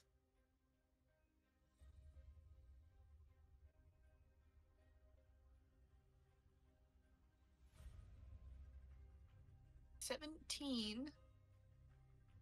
That hits. Sweet. I'm just gonna roll the second attack now just to get it out of the way. Nat 20. That hits. Max damage on that one. So the max damage one is gonna be 20, and then so 34 in total. How does this happen, Ren? The angry screeching Ren is just over all of this. And clearly no one is paying attention to this angry child. And she's just sick of it, so she jumps up and brings the rapier down and chunks into their shoulder and dangles from it, kicking and screaming for attention and trying to get this guy to notice this tiny auto-gnome. And as that's good. It's fine. As you stab into this wraith, and it shrieks back at you in that piercing screech, it erupts into blue flames. Ren, however, you don't take any damage from this. You can't even really feel it. If anything, it adds to your wrath as mood ambiance. It helps you just kind of shriek even louder back at it as the blue flames envelop it, and it just slowly disappears as the flames dissipate, and Ren, you fall to the ground holding your rapier. You can hear off in the distance from behind the door the horse that it was riding. It makes a sound. Insert horse sound here. I'm not going to make a horse sound. As you hear it turn and run off into the woods, and the door slams behind you. You have now dispatched this wraith. How is everybody feeling after this? Wait. So we killed him, but the horse ran off? Yeah, the horse took off into the Oh, into the okay, woods. damn. Would have been a nice horse. I'm sorry, you don't get Great. Bardrin wants to make a pet of everything. Yeah, it's a cool ass spectral skelly horse. The fuck? Is it? Yeah, I was gonna say that's exactly what Raiden rides, isn't it? That type of horse. Yeah, that's literally what Raiden rides is like a spectral skeleton horse. Ren's Damn. the child voice is heavy breathing and slowly drops the rapier and kind of sits down and rocks back and forth a little, trying to calm down. Eric shouts out, "Well done, Red, mighty little warrior!" Bardrin's looting the corpse, get if there is one. It disappeared inside of the flames. Oh, okay. Well, then Bardrin's just spits where it was. Good riddance. Thing was a murderer. It needed to die. Asa yells out, "Free gypsy wine for you after that, Bardrin. That was a perfect vibe." I just did what I thought was right, but I appreciate it. She throws him a bottle for gypsy wine.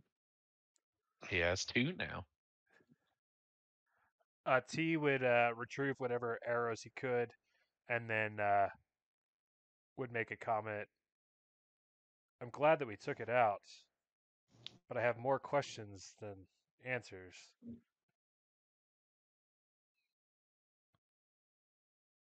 Indeed, it's like Bardrin said, inside, outside. I'm surprised we didn't see that creature earlier. I am too. It feels like we're almost in the world we were before. We're not in this dungeon or whatever. Because that thing was outside, but now it's here. So are we just in the fog or something and it's just changing around us? I don't quite understand, but the only way forward is, well, forward. Indeed. And do you think we'll actually see that succubus again? Most likely. From what I can understand, devils just are reborn and come back.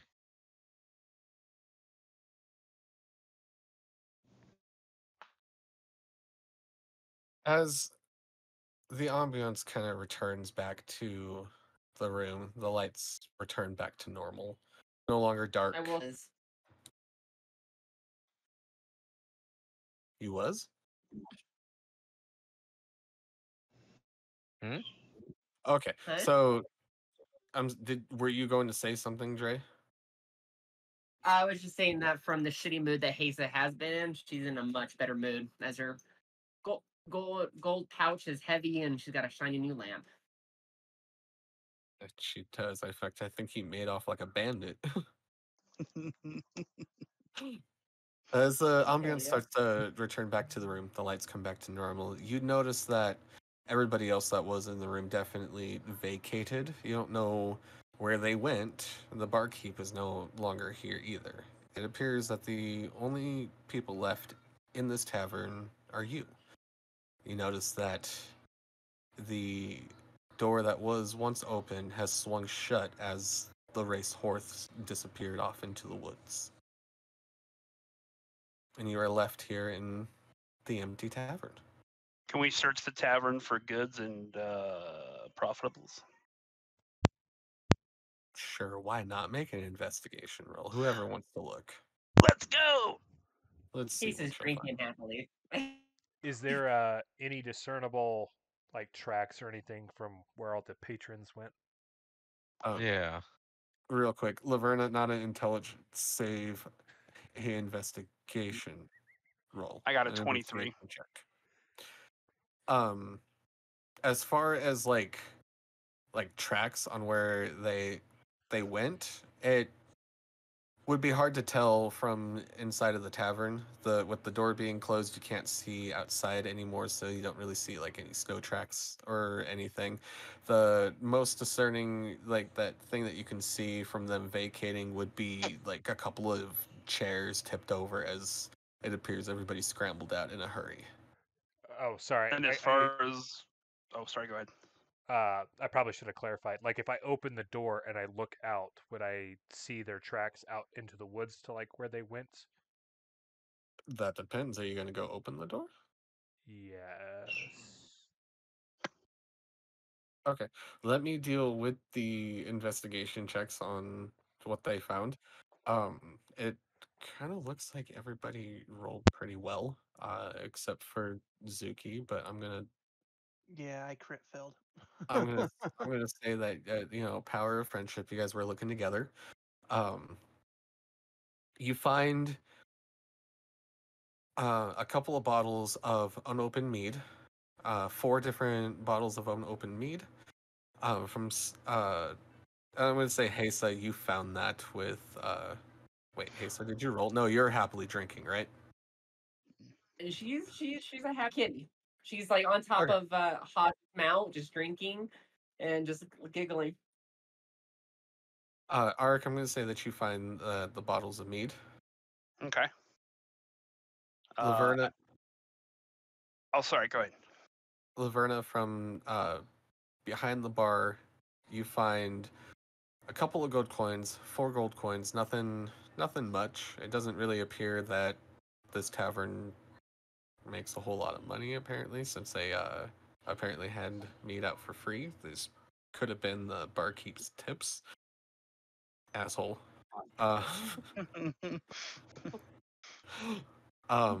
Ren, Yes. Hold on. We're gonna make some decisions here because I don't know what you find. Hey, I have like Let's see, we got 18. Eric asks Hesa, Hesa, would you like this mead? mead. Where's the mead? Where? I found 4 bottles. They're yours if you want them.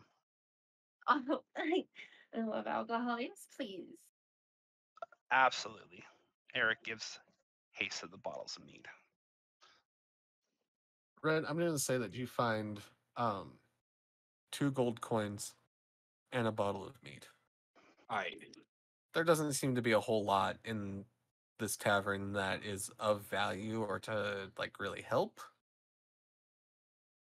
Yeah, it seems kind of like a way station for souls who haven't made it out of here, Yes. which is sad unto itself. We're going to cut to Ahti. Ahti, you're going to go open the door, correct? That is correct until I find out it's a bad decision. You cross your way through the tavern over to the door and you grab it, you turn it, the handle turns with ease, it opens with ease, and you're stunned to find that you are no longer looking back into the forest. You are looking Shit. into what appears to be another dungeon. Damn. It appears I've found the next way forward. Eric turns. The next way forward? What do you mean? Well, And you're now the Go door ahead. here doesn't go back out to the forest. It goes into a new area that appears to be another dungeon. Eric, visibly confused, walks up, looks out, and sees the dungeon, and literally mutters under his breath, Hellfires. I would say we've got a pretty good rest stop here. So we might want Agreed. to rest, sober up before we move on.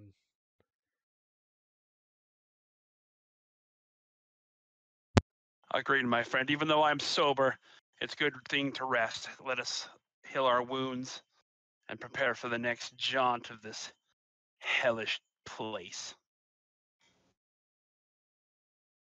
Okay. Are you guys going to rest inside of the tavern? I would say so. It makes sense. It's 4 walls and a roof. No one's there. They're not going to probably come back. It does make sense. Are you going to leave the door open or closed? Close the damn door. What are you, raised in a bar? Ren would Ahti would, absolutely close the door. Yeah, That Ahti, door would not be left open. yeah, I would close it and then set up one of the bar stools or tables or whatever close to it to kind of set up and take first watch with that, basically at that door, assuming someone would take watch next to the other door.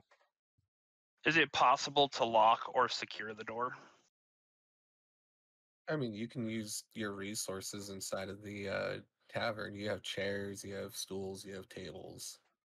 I would say then that we kind of barricade the door just to make sure nobody comes in unwelcomed. Are you going to barricade the door? Is anybody going to help?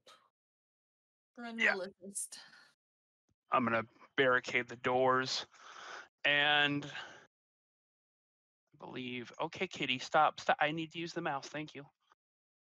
Let's see. I have a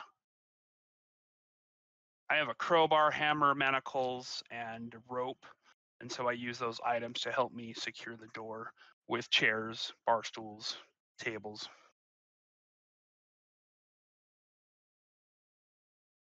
All right. You guys take shelter inside of the tavern as Eric and Ren start flinging chairs and tables over to the door to barricade yourselves in. I think we are going to end it here for tonight. All right.